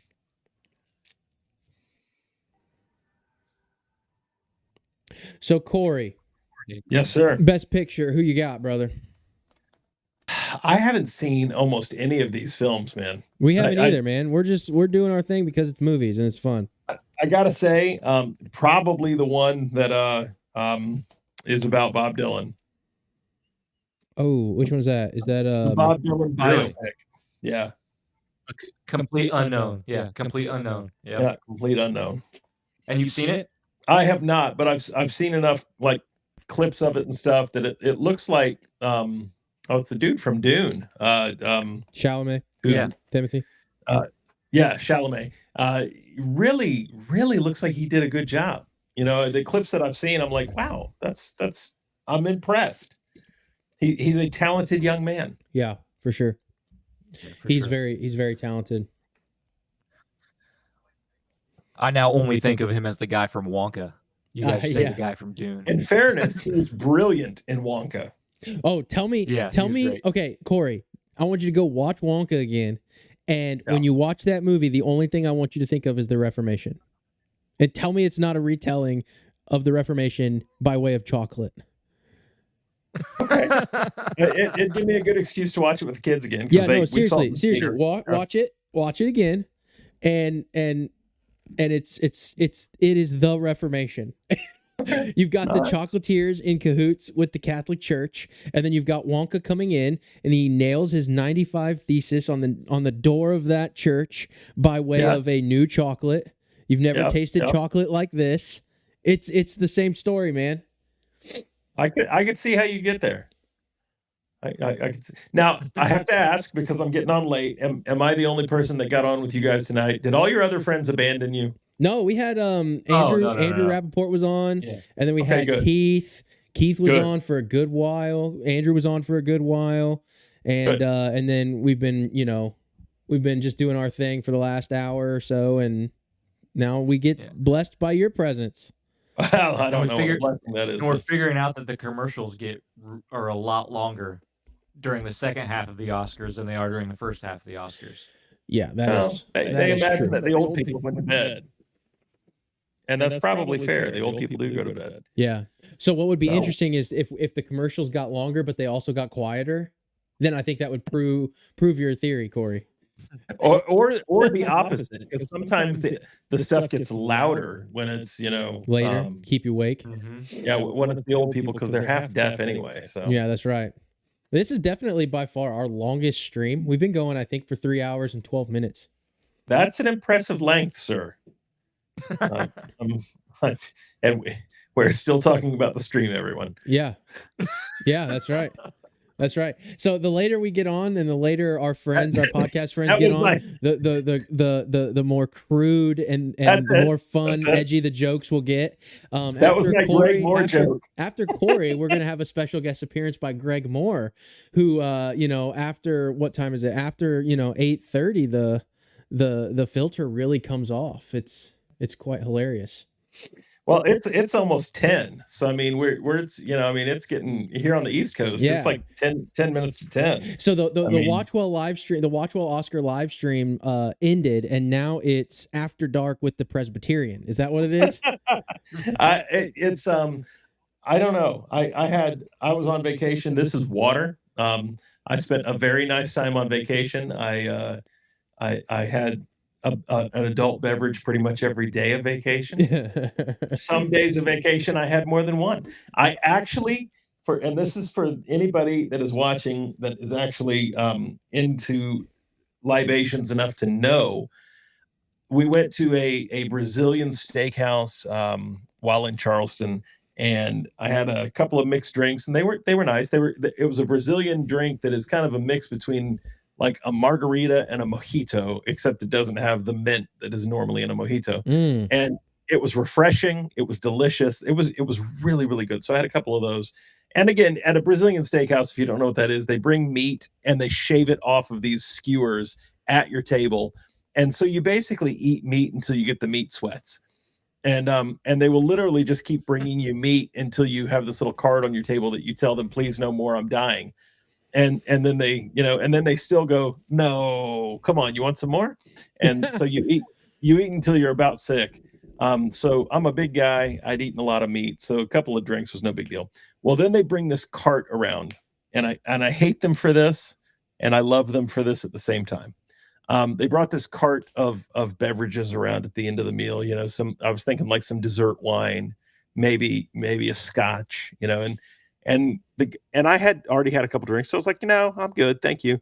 And he was like, well, we have some really, rare scotch and tequilas and things. And they had like an 18-year Macallan, which is, that's a nice bottle. And I was like, no, I'm good. And then out of the corner of my eye, I saw it. And I regret seeing it, and I don't regret seeing it because it was incredible, and I'll probably never have it again. They had a bottle of Pappy Van Winkle. And if you don't know what Pappy is, Pappy Van Winkle is an extremely hard to find, very rare bottle of whiskey.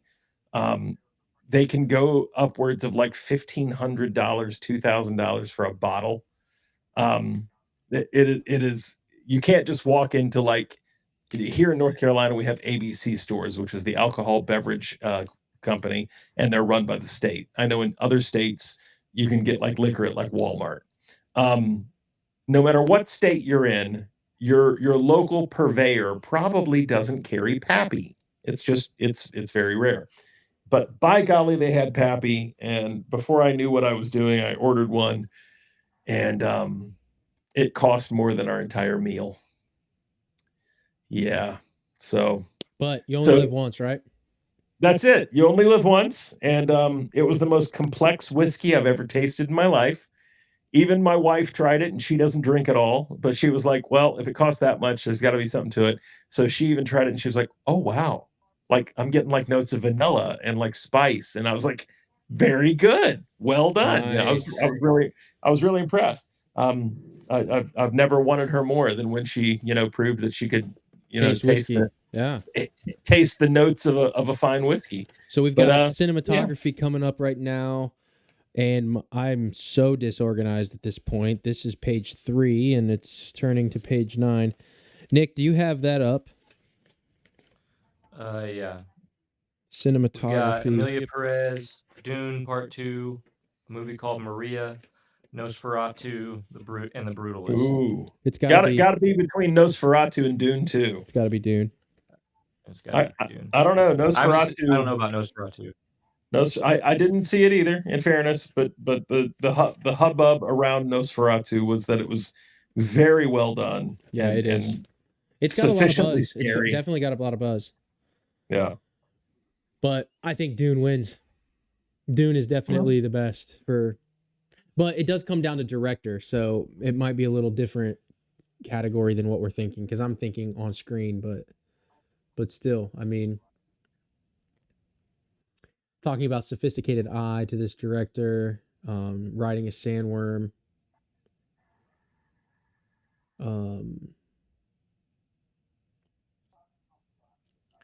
So like this is pretty interesting because they have actors from each of these movies talking about the cinematographers. Yeah.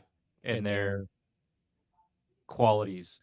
It's been kind of weird though, the way they've done this all night long is to highlight certain awards and then not others, and like do the normal traditional video package where you announce the nominees and then do it this way for other awards. It's kind of weird. Yeah, it is. And I'm going to be honest, I didn't think Willem Dafoe was still around. What? Come on. I just haven't, I didn't think he died, but I kind of thought that he was old and not in Hollywood anymore. He was recently in the Spider-Man movie as Green Goblin again. He reprised his role as Green Goblin. He's a fantastic actor. He is. I'm not saying anything bad about him, Corey. I'm just saying I didn't think he was around anymore. Corey's taking offense. He is. I am taking offense. You're darn right. What is this? And he's in like 15 movies a year though. He's in a ton of movies every year. Willem Dafoe is. Yeah, well, I liked him in the first Spider-Man. I liked him in a lot of stuff he does. Can you name something else that he does? He was in, probably not off the top of my head, but I Boondock Saints. Yeah, he was in Boondock Saints was a Boondock good one. Saints. This guy, who won? Is this Nosferatu or is this? I missed it. Completely missed it. See, I'm adding chaos. My apologies. I'm adding too much chaos. Oh, you gotta get his reading glasses for his speech. All right, is he gonna The bring Brutalist. up the Brutalist? Okay, so what are we gonna get? Are we gonna get Ukraine? Are we gonna get Palestine? What are we gonna get? I don't know. think we're gonna get much of anything else. Yeah, I don't know anything about some of these people. Yeah, lately tonight it's all been about husbands and kids. Look at that. The world is righting itself. Thank you to Brady for trusting me, allowing me to sail close to the edge and offer your hand if I ever fell in. Thank you for recognizing the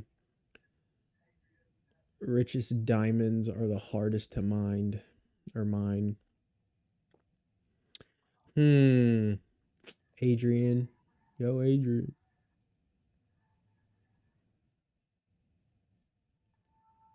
Well, Dune didn't win. Dune did not win. But that was for director. No, this was cinematography. Or, I'm sorry, yeah, cinematography, you're right.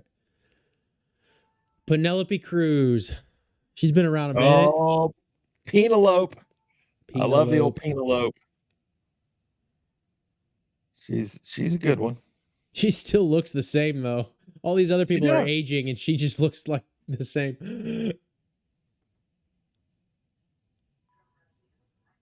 International feature film. I'm one of those old guys. We're way past my bedtime right now. I'm starting to like slur words and stuff. And I haven't you've been drinking with Corey.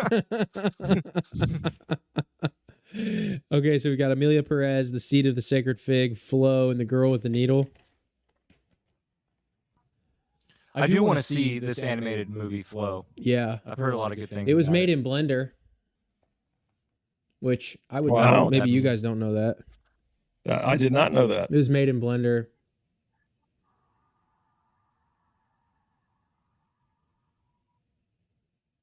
I did not know that. I'm pretty impressed by that, actually. I'm impressed that you know that.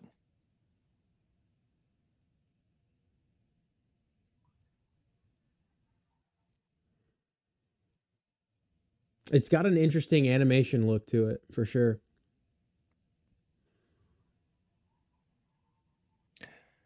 Which brings up a question, cinematic question. What if you had to kind of broad stroke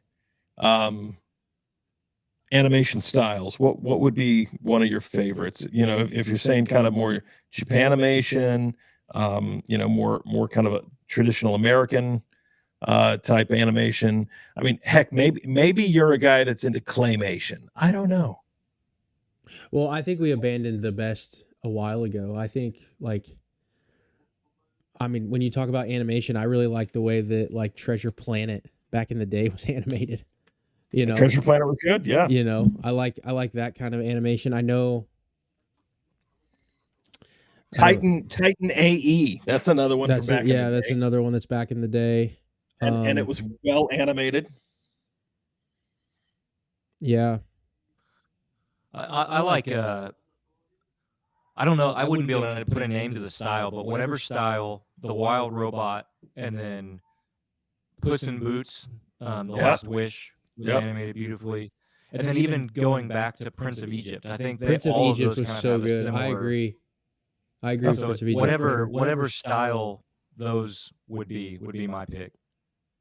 I gotta say, I gotta go back even before computers and say some of the OG.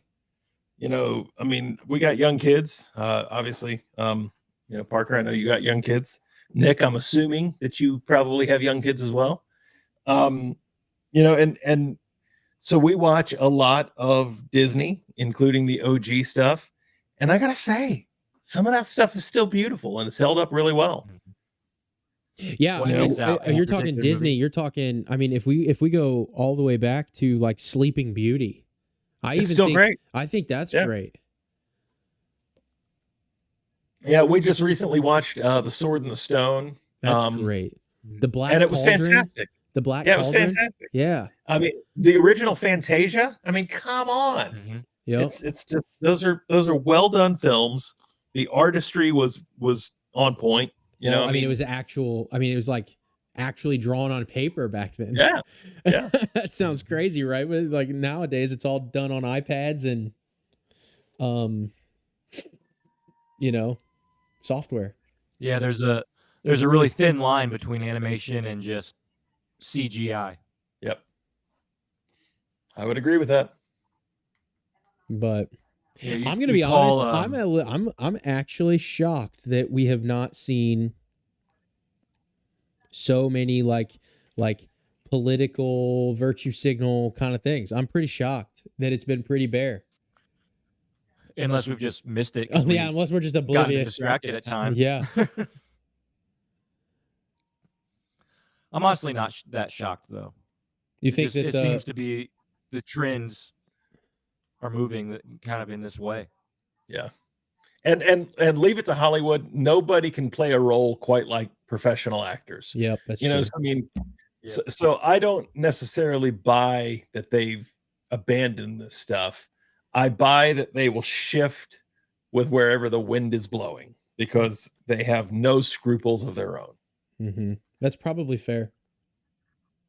Yeah. So, I mean, the only politicians are I was going to say worse, but I don't know that they're worse, but they'd be right up there.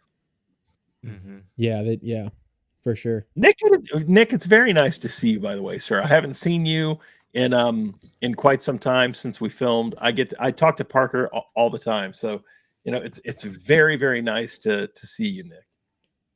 It's good to see you as well. Trying to get Nick the Dangerous Friends, Corey. Well, I don't see why you wouldn't, sir. It's only what, a couple hours? What, as a drive? Yeah. Yeah. I'm about 2.5 hours away. No, he's gonna hop on his earthworm and ride it all the way to Ohio. Yeah. I mean, ride the sand. Right.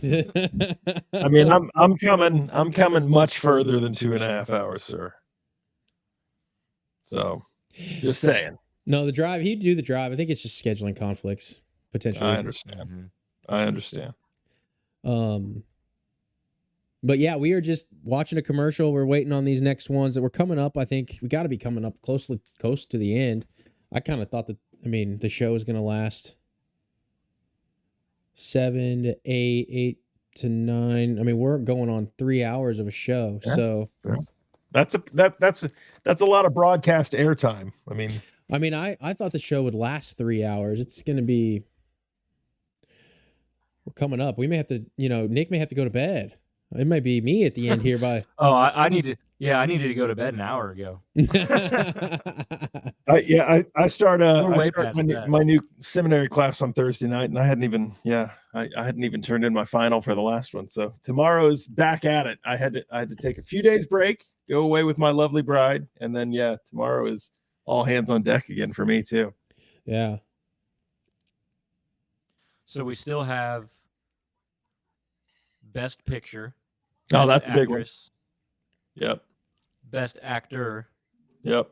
and Best Original Score to go. Those they always backload the big ones, yeah. So who got like best supportings? Did you guys make note of those? Ariana Grande from Wicked, I think. Oh, of course. Skin and bones herself, huh? Was it her? Okay. So I'll come to them. I've got a list here. Okay. Best Supporting Actor was Kieran Culkin with A Real Pain. Okay. Where is it? Best.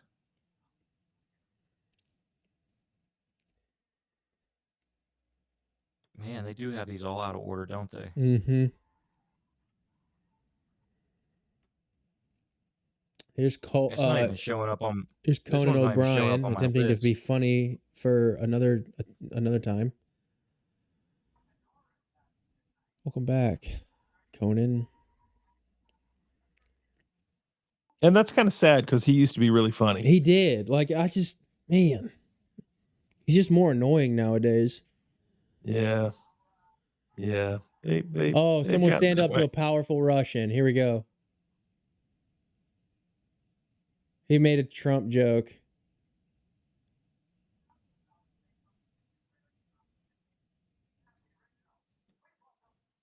I got to say, my wife, that was my wife's favorite thing that's happened in the last few days, including our vacation. Like, she loved the vacation. We had a great time, but our vacation could not compare with what happened in the Oval Office.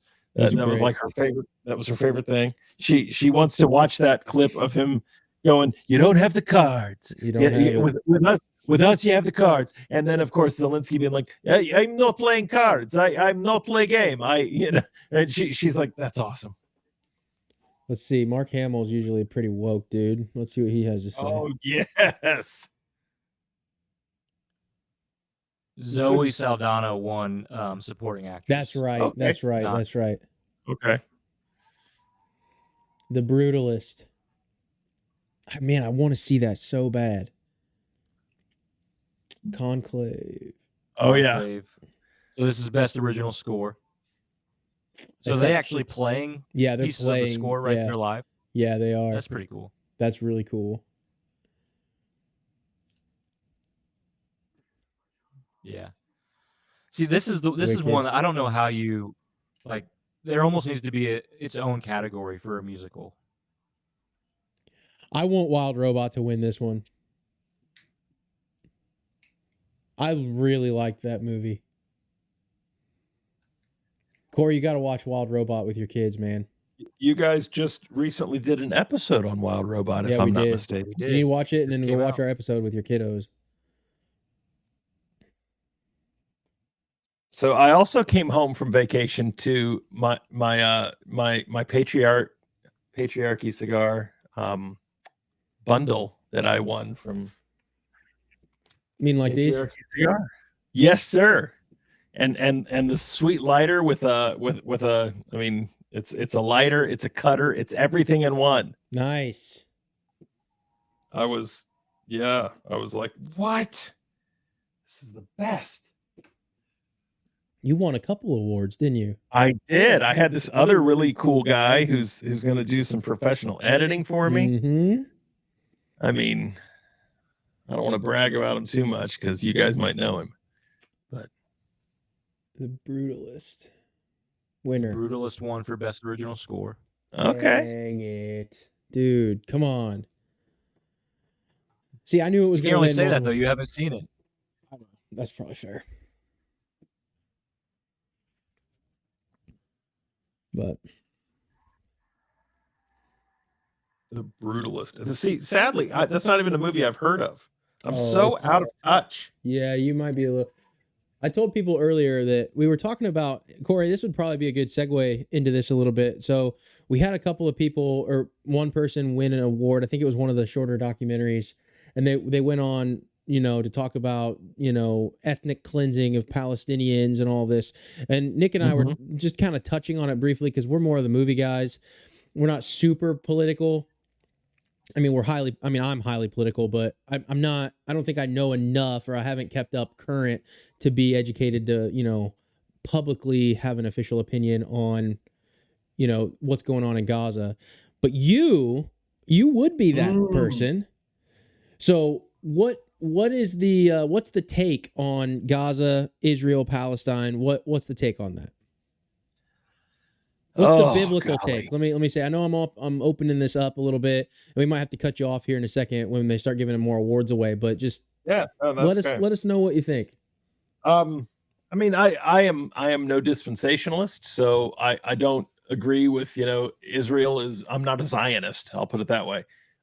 So I think Israel is a nation like other nations, and they have lost people and they have saved people. And I mean, and we should take the gospel to the nations because Christ said so. So I'm a Great Commission to Israel guy, but as far as the turmoil in the Middle East, some of that does indeed date back to, very spiritual battles that have went on since, Ishmael. I mean, Yeah. since Ishmael got kicked out of camp with his mom, and Abraham sinned by not waiting on the Lord. I mean, so when you think, how bad could my sin be? I mean, I'm really not hurting anyone but me. Oh, really? Really? Because Abraham would beg to differ. Adam, of course, would beg to differ. No, your sin can outlive you by a long, long way. And so, yeah. So, I mean, some of that does go back historically. As far as more recent, just geopolitical stuff, I think, 700 and some odd, dead Israelis a couple of years ago was a tragedy until it wasn't. And then it's like a lot of bullies. If a bully, does something horrible and then they get their comeuppance, at what point is their comeuppance appropriate, not appropriate? I mean, and I think there's a fair question there. Don't get me wrong. I do think that there's a very fair, even biblical question of how much retribution is too much retribution, how much grace is too much grace. Yeah. But I mean, when you go to a music festival and then you just drop in, you slaughter a bunch of innocent people, I think that you're due your punch in the face, to say the least. Yeah, I mean, there's I mean, they killed a lot of people and then they kidnapped hundreds more. So I mean, there's to pretend like the Palestinians are somehow innocent in all of this is, and that's where I would say is nobody's innocent in all of this. The Palestinians certainly are not innocent, but the Palestinians would say, but we live in basically a jail state. I mean, as far as we don't really have freedom even within our own quote land, and so we get sick of living like that. And so I mean, it would all be tit for tat, and it'd be very hard to really ascertain the right, the wrong, the in between of it all. So if it were easy to fix, I assure you it probably would have been fixed a long time ago. It's like a lot of theological debates. If the baptism debate or the soteriology debate or any of those really deep theological debates were, super easy to fix, great theologians would have done it. Mm-hmm. There are still arguments because there's valid points on all sides. And right now we are watching, so we're going from Israel and Palestinian conflict to Queen Latifah, who is still around and singing and interesting for sure. Well, we are still Isn't doing she in a TV show? Is she in a TV show currently? Yeah. I'm not going to be able to tell you the name of it. I don't know. Oh, I can. Oh, Corey coming in clutch. What do we got, brother? Can. It is, and in fairness, I've not watched it, but she does the TV version of The Equalizer, which is the film franchise that was Denzel Washington. That's right. So, if pushing 60 plus whatever year old Denzel being a total, tough guy, and I'll leave. Nope. Yeah. Sorry. So yeah. If that's plausible, and I think Denzel pulls it off as plausible, then why not think of a middle-aged woman who's probably pushing 60, and that she's some crazy awesome killer and can beat up men twice her size. Of course, why not? Of course, because women can do that kind of thing. Hashtag Shiro. Yeah, hashtag feminism. That's it. Yeah, you got it. Yeah, you're on the same page. I'm with you, brother. I'm gonna tell you, I'm sick of the woman hero in heels beating up 6 absolutely jacked dudes that a grown man would have trouble beating and fighting. Yeah. And Yeah. she does it in heels. It's Yeah. stupid.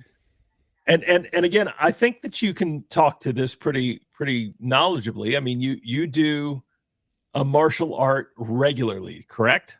Yeah, I mean, I'm injured right now, but yes, to your point, yeah, I'm, 4 or 5 times a week. I train jiu-jitsu. So, and are there a lot of women in the jiu-jitsu world that are just handing it to the 220-pound men? Well, is that normal? It depends on defining handing it to, and it depends on experience level. So this is where it's super interesting. So jiu-jitsu is really good 1-to-1, and if you have like a white belt dude and you have like a purple belt female, the purple belt female is just going to win. And the red pillars can say whatever they want. The red pillars can talk about masculinity and talk about, being, some type of, sissy or whatever. But if you have a female who is in shape and she is a purple belt in Brazilian Jiu-Jitsu and you are a new white belt and you are a man, you will lose.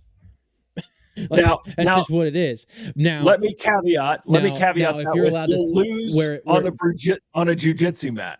You would lose on a probably won't. Where there are rules, where there are, you're playing by jiu-jitsu rules. So I mean, if a 120-pound woman attacks that same 220-pound man, purple belt, white belt, doesn't matter, and he can just beat her to death. Yep. Now, when you're starting, you're talking about like Margot Robbie, right? When she plays Harley Quinn and she's fighting these thugs that have baseball bats and, there's weapons involved. There's just no chance.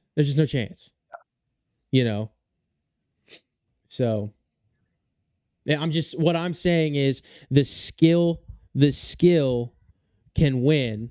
And that's why jiu-jitsu is so good, because even like if you even do like a striking discipline, right? Like Muay Thai or, some type of kicking or something, that's where it's like bigger is usually better, where you can throw punches and you can hit bone density, muscle mass. That's going to be true. Like that's going to be true even from smaller guys to bigger guys. Yep. But jiu-jitsu is a different beast. And I'm not saying one's better than the other. I'm just saying that the dynamics are different, and jiu-jitsu helps the littler guys beat, the bigger guys. I mean, our instructor is like 170, 180 pounds, and he ragdolls me on the jiu-jitsu mat. So, and I'm like 230. So it's a different game. It's just a different game. So, but to the point you're making, Corey, and the point I'm making is that's not real life. That's sport. That's a sport. That's right. That's right. So when you're talking actual, fighting, where I'm going to square off and hit a girl or square off and fight against somebody like that, there's just so much that goes into that that's just not fair. And, one would argue is why it's immoral. So. No, I agree. So you're going to jump into your speech on why everyone should do jiu-jitsu now? Yeah, I'm going to just make all of the Reformed pastors super upset and say that every Christian female and every Christian male should know jiu-jitsu.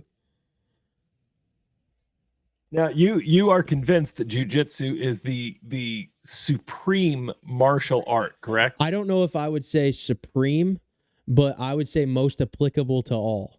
Because it's like a girl can learn how to throw punches. A girl can learn how to, do that kind of thing, throw kicks. And, by no way would I ever claim to be an expert in this, just from, my short span of training for, 2 or 3 years here. I would say the reason why jiu-jitsu is so appealing is because when a fight gets to the ground, little or like smaller people can win, and it really just comes down to the technique. And it doesn't matter how athletic you are, that helps, but it doesn't really matter if you know the technique. If you've trained a long time, and so we're up for best actor now. Yeah. This is getting ready to come out. Cillian Murphy right here. Yeah, he's presenting. But if it gets to the ground, many people that don't normally think that they would have a chance in terms of a striking discipline will find a lot of success with jiu-jitsu. I'm a fan of the Krav Maga. I'm going to be honest. Yeah. Yeah. You know, the Israeli invented. Yeah. And I guess one of the things that I would say too is most often the bad guy gets to go first, right? So most of it's like That's true. bad guy gets to go That's first. true. So if and especially with women, the bad guy gets to go first. And if they're trying to do something super malicious other than just like grab a bag and steal something and run, right? They're probably going to like get him to the ground. Yeah. And if you don't know what to do when you're on the ground, you're helpless because Yeah. you know, there's a lot of distance management that goes into that and different things. And I would rather my daughter, my wife, whoever know jiu-jitsu because then you can control the game. And the other person is not going to be trained. They're not going to be able to control the game. And you're going to have better odds. There's a lot of Reformed pastors out there that will say, don't let your daughter do jiu-jitsu because you're letting you're letting the boys grope and whatever, the girls that do it. And I can understand, in good faith, I can understand that line of thinking, but then also I think that they're also sexualizing something that isn't meant to be sexualized. So that's kind of my position. So who do you have in Best Actor? Best Who do you think's gonna Actor? win this? I'm going to go with, let's see. I'm going to make sure that, again, I'm super disorganized here. I know we went off on a tangent, but Corey got me talking about jiu-jitsu. My bad. Best Actor in a Leading Role. Where are you at?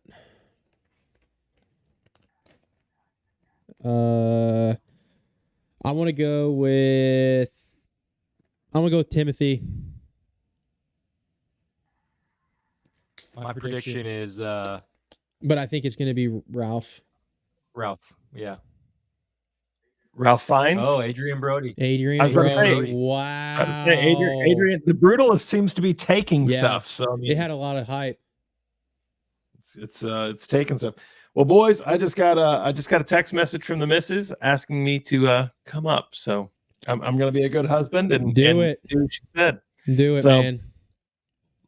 Good to see you, boys. Yep. Sorry I came Good on to see late, you but too. I'm Thanks for glad joining. I had to catch a little bit. Yep. Appreciate you, Corey. We'll see you soon. Take care, Yep. guys.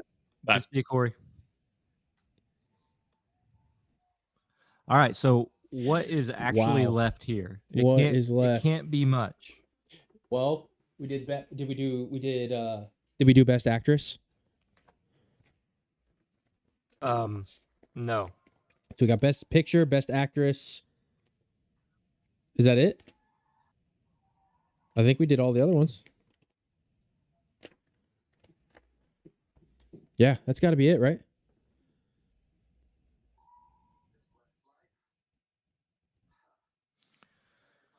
Oh man. I did have a list right here, and it's not taking it to me anymore. But let's see here. Yeah, he's just the stereotypical speech here.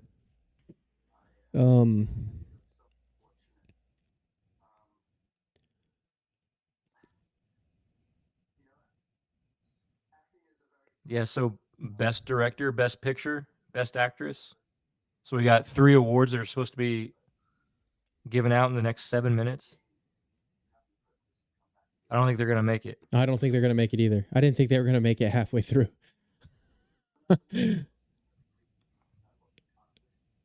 I'm pretty sure it was scheduled to stop at 10. Or wait, no. 7. Yeah, 10.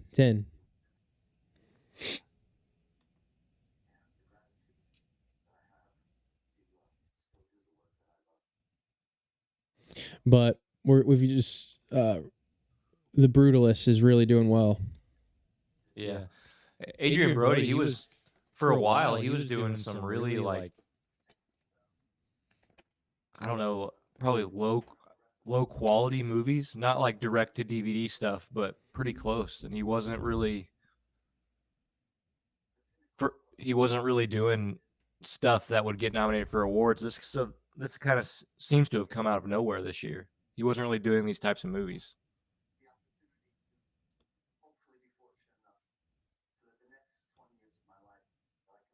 Yeah, for sure.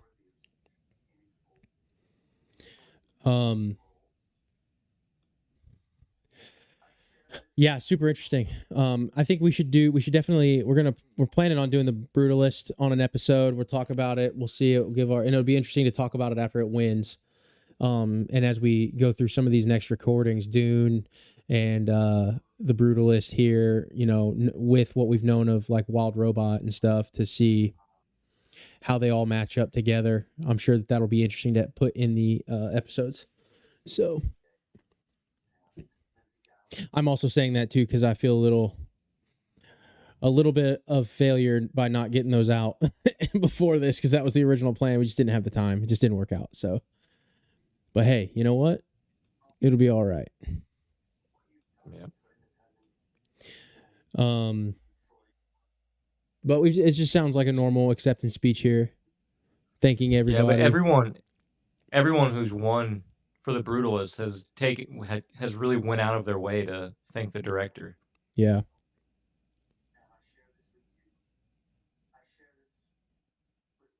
Yeah, for sure. It's definitely So go ahead. we still got anybody with us? No, it's just you and me. No, I meant like joining us on the stream. Like yeah. We viewers. 127 on X, and I don't know how many on YouTube, but I don't think we have anybody on YouTube. But we still have 127 views on X, so.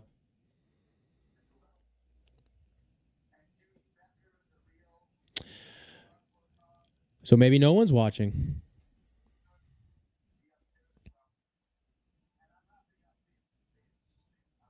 they're playing the music. He's like, I'm wrapping up here. Yep. Give me a minute. Yep. I'm wrapping up. Please turn the music off. I've done this before. Thank you. It's not my first rodeo, but I will be brief. I will not be egregious. Okay, let's see. What's he going to say after this? What's so important? Mom and Dad, that's great.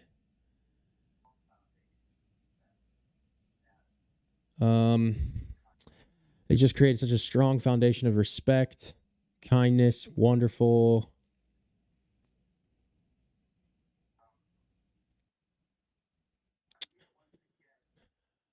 Man, he's really dragging on here. He said he was going to be brief. Yeah. Here, once again, to represent the lingering traumas and the repercussions of war. Here we go.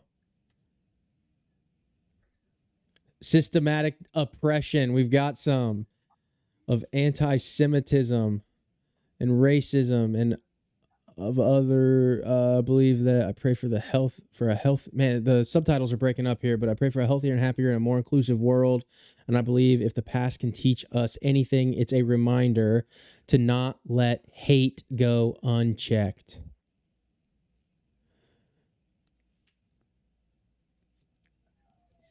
So that's one of those things where you can kind of insert and assume what he's talking about, but it's not like he's going on a rant. No, he's not being clear. Things. Yeah. Keep smiling, keep loving one another. Let's rebuild together. Thank you. But see, that right there is kind of an interesting point, because he's saying like, let's rebuild, let's, be inclusive. And I guess I would argue, barring more, further clarity, definitions of terms and stuff, but when you have two different ethics, I don't know if that's possible. So like, it's all of these fine words, but when you and I don't know if I'm not even saying that this is what he believes or anything, but when there's a group that believes that men can become women, and that there's no such thing as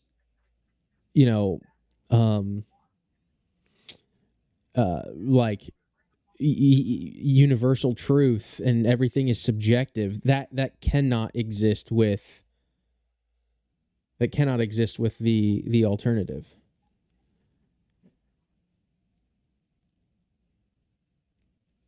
So here we are with Best Director, Mm-hmm. going through the nominees here. Right. So I wonder if the next 3 are going to be just rapid fire. I really hope so. I hope so, because I'm getting tired of waiting. I'm running out of patience here.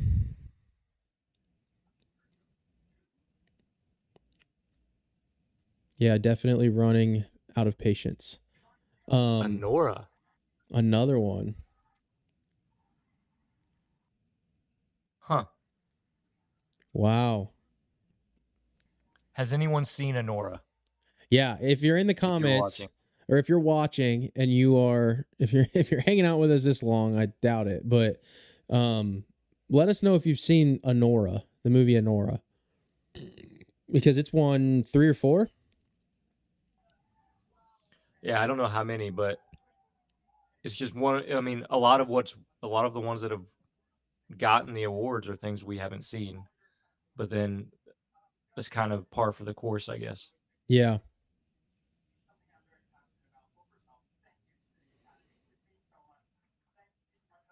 Really quick to read something I'm really passionate about. First off, thank you to the Academy. This means so much. Thank you to my fellow nominees.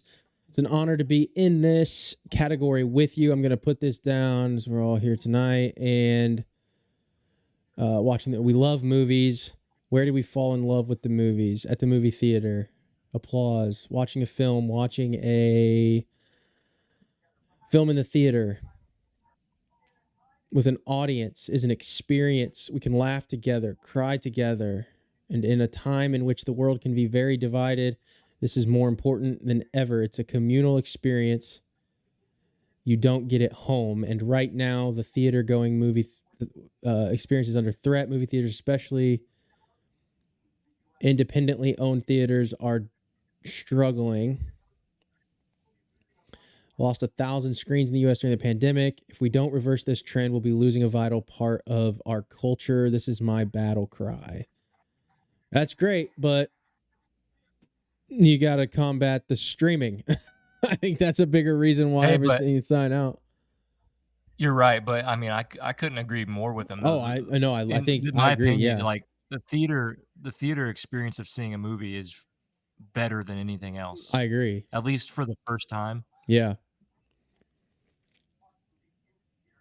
Molding the next generation of movie lovers and filmmakers, and we can please watch movies in the theaters and let's keep the great tradition of the movie going.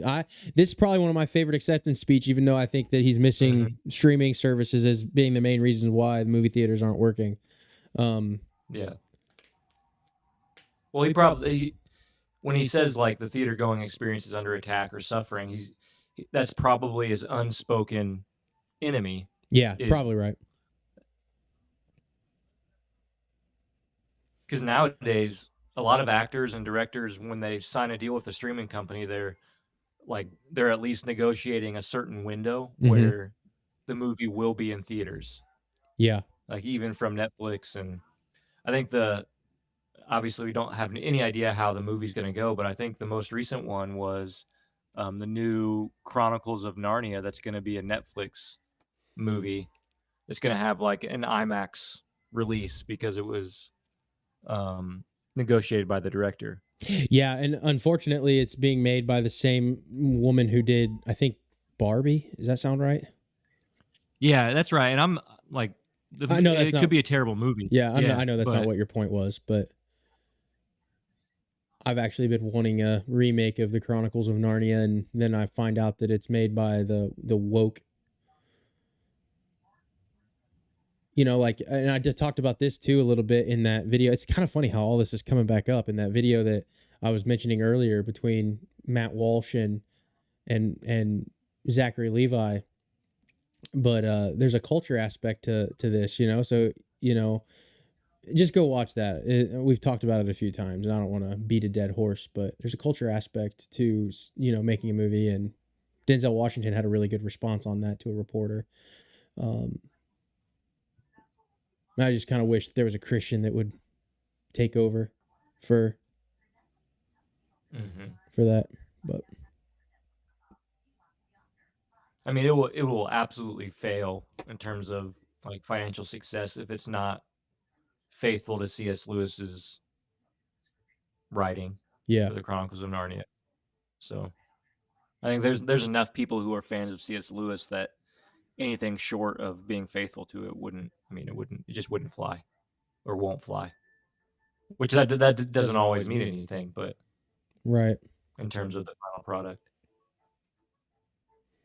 So we got Best Actress and Best Picture, right? Yep. Those are the only two left. Yep. Best actor, best actress, best picture, and then we'll wrap it up. And then that's it. Yeah.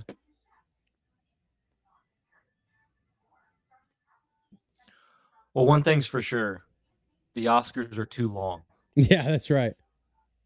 I'm with you there, brother. I don't think, we don't, there's so much extra going on. When you add in some of the performances, some of like how many commercials there are, there's way too much. They need to shorten that. Yeah. Not that they will.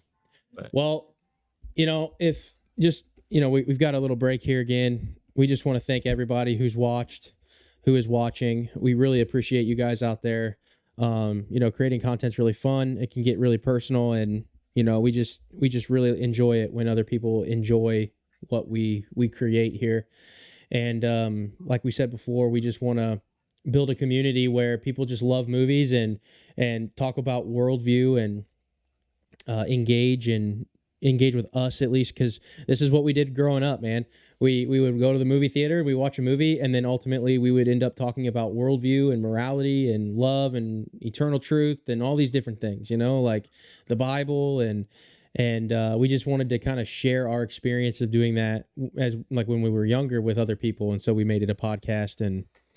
And so if you're out there listening and that sounds kind of cool, then we'd hope that you'd join the journey. This is Emma Stone coming out. I'm assuming you think actress first, right? Probably before Best Picture. Yeah, absolutely. It's going to be Best Actress. Yeah. Now, will they go one by one like they did? I don't know. That's going to take some time again, man. I really think it's going to be Cynthia, whatever her name is, from Wicked, or Demi Moore. Those are my guess. It's going to be one of those two for sure. My prediction is Demi Moore. Oh no, it's the traditional video. Oh, intro. Here we go. Read it. It's probably because they don't have time. I mean, she's great in Wicked. She's really good, She man. really does do a good job. Haven't Guess seen this. on. Don't tend to. Yeah. I don't know if I'm not watching this either. Honora. I might watch this. I don't know. I don't know anything about it. Based on other awards, maybe she's got a good shot. But I think it's going to be Demi Moore. I do too.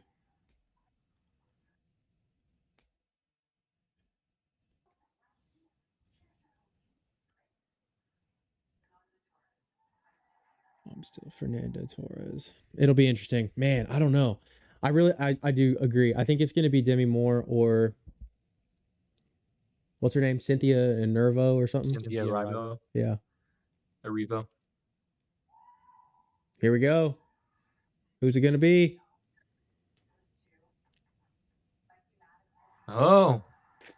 Wow. Surprise. That's a shocker. That's kind of huge, She looks man. young. She does.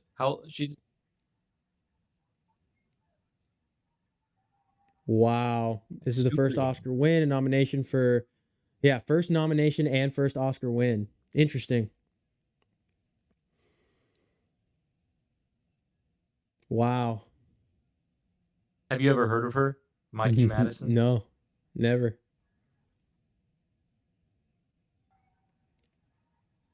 Wow, that's super interesting. She's 25. Tell you what. That's kind of crazy.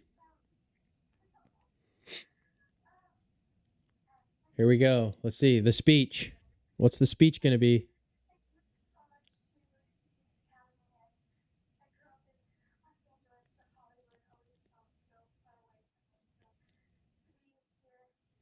So, but Hollywood always felt so far away from me.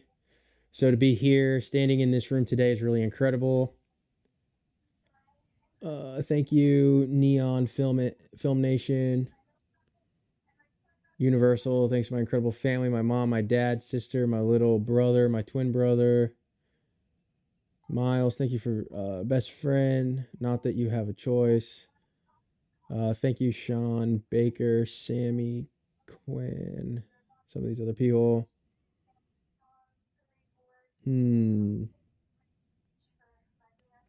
That's a lot of people, man. I'm assuming So far, that's she's like, going quick though. yeah, she's moving. She's doing okay. Incredible community. Thank you to Kennedy Schneider. Thank you to our incredible consultants.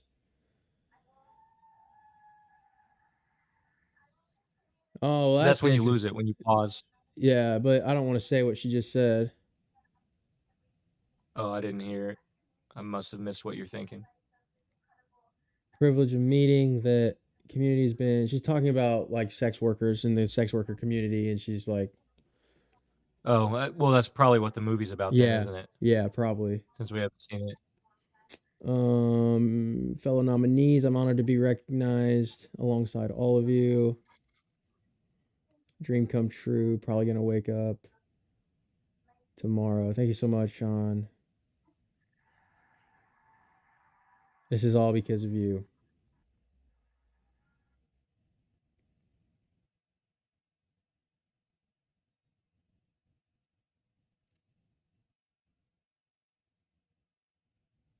All right, one left. Here we go. Conan's last chance to be funny. Final award. Thank you, Conan. It's when Harry reunited with Sally. Please welcome Meg Ryan and the best Oscar host ever, Billy Crystal. That's kind of fun. Man, all the people we used to watch growing up are getting old. It's crazy. All right, so will Dune 2 win? I don't know. I want it to win think- so think bad. it even Dune has a 2. shot? Everybody out there, Dune 2. Do you even think it has a shot? I don't Like know. realistic? I don't know. Man, I want it to win. Dune 2. Dune 2. I mean, Wicked's up, right? So maybe Wicked. Wicked's in there. The Brutalist. I think it's probably going to be The Brutalist. They've won all the other. Honora. Yeah. Oh man, it's going to be tough. I think it's probably going to be Brutalist or Honora, but I want it to either be Wicked or Dune.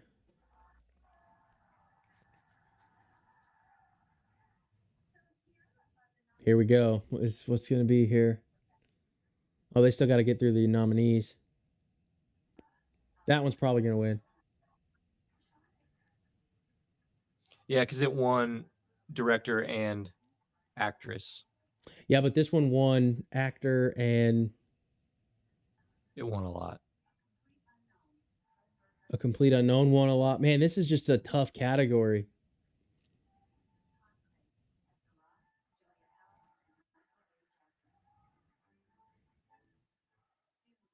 That's the one we want.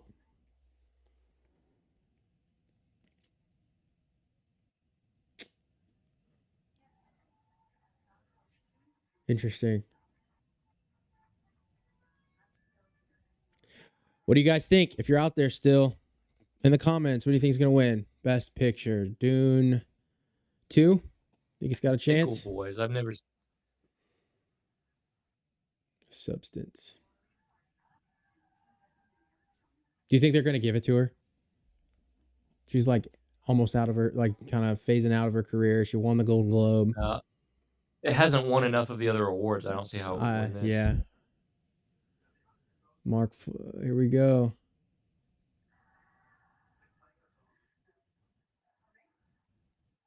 Here we go. Honora. There it is. Not what we wanted.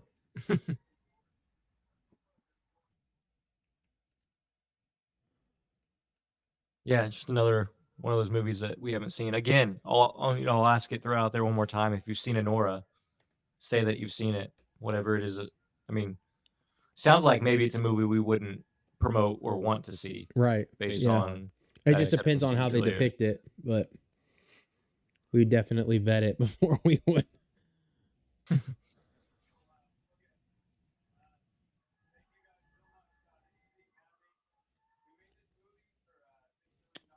Wow. $6 million. $6 million. Interesting. Well, Nick, we didn't get the result we wanted. Nope. Couldn't will it to happen. All right. So let's just start doing final takes so we can wrap this train up. Pull into the station here. Just final thoughts. Let's just keep it broad here. What do you think? I guess the one or two biggest things for me, the Oscars are too long. Need to shorten it. Way too many things going on. In terms of the movie, it just seems like there's constantly winners that people don't see. And it'd be interesting to know why that is. Is lack of popularity considered a feature to the Oscar voters? Or is it when a movie's popular, it's like, we can't vote for that? I don't know. It just, there's a lot of movies that win awards that people don't see. And if those truly are the best art out there, then people should be seeing them. And are we missing out on something? I guess. It's kind of. Yeah, I was actually, I mean, there was some, obviously there's going to be a leftist lean, and, you know, there was some of that. So we mentioned that. There was a lot less than I thought there would be. You know, there was an uptick in family. It seemed at least an uptick in family mentioning, where everybody always, you know, mentions their family, but there seemed to be a heavier acknowledgement to, you know, kids and having more children, which is good. And then, yeah, I mean, I tend to agree with you. It does seem like, you know, the smaller movies that we don't really necessarily see are, you know, win. I'm bummed that Dune didn't win, though. I am bummed that Dune didn't win. Yeah. But other than that, I just want to, I guess my final thoughts is Conan O'Brien's still not funny. And we will be back again next year. We're going to do this every year, and hopefully it's not as long next year, but I wouldn't hold my breath. It will be. Yeah, it's gonna be. And next year we're going to be a little bit more prepared too. This is the first year we were trying to do things last minute, and we just want you guys to know we really appreciate it. If you want to check us out, we're on YouTube. We're everywhere you consume podcast content. The WatchWell Podcast. We want to create a community where we just talk about movies and talk about worldview. You know, so that's kind of what we do. If you want to support us, check us out on the WatchWell shop. You can check us. You can find it at vindicatedproductions.com, vindicatedproductions.com, and you go to the WatchWell shop. We've got a whole bunch of t-shirts and hoodies and stuff back there, blankets to, you know, cuddle up with your favorite person. And if you're married, you can Netflix and chill with it. And let's see, what else we got? We got Dangerous Friends coming up. Check out dangerousfriends25.com. WatchWell25, one word, 2 capital W's, WatchWell25. Get you $25 off your ticket. Hope to see you there, March 13th and 14th. Go subscribe to Corey, Andrew, and Keith. We want to thank them one last time for, you know, jumping in on our stream. Really appreciate those guys. And don't forget, above all else, if you're going to watch a movie, watch it well.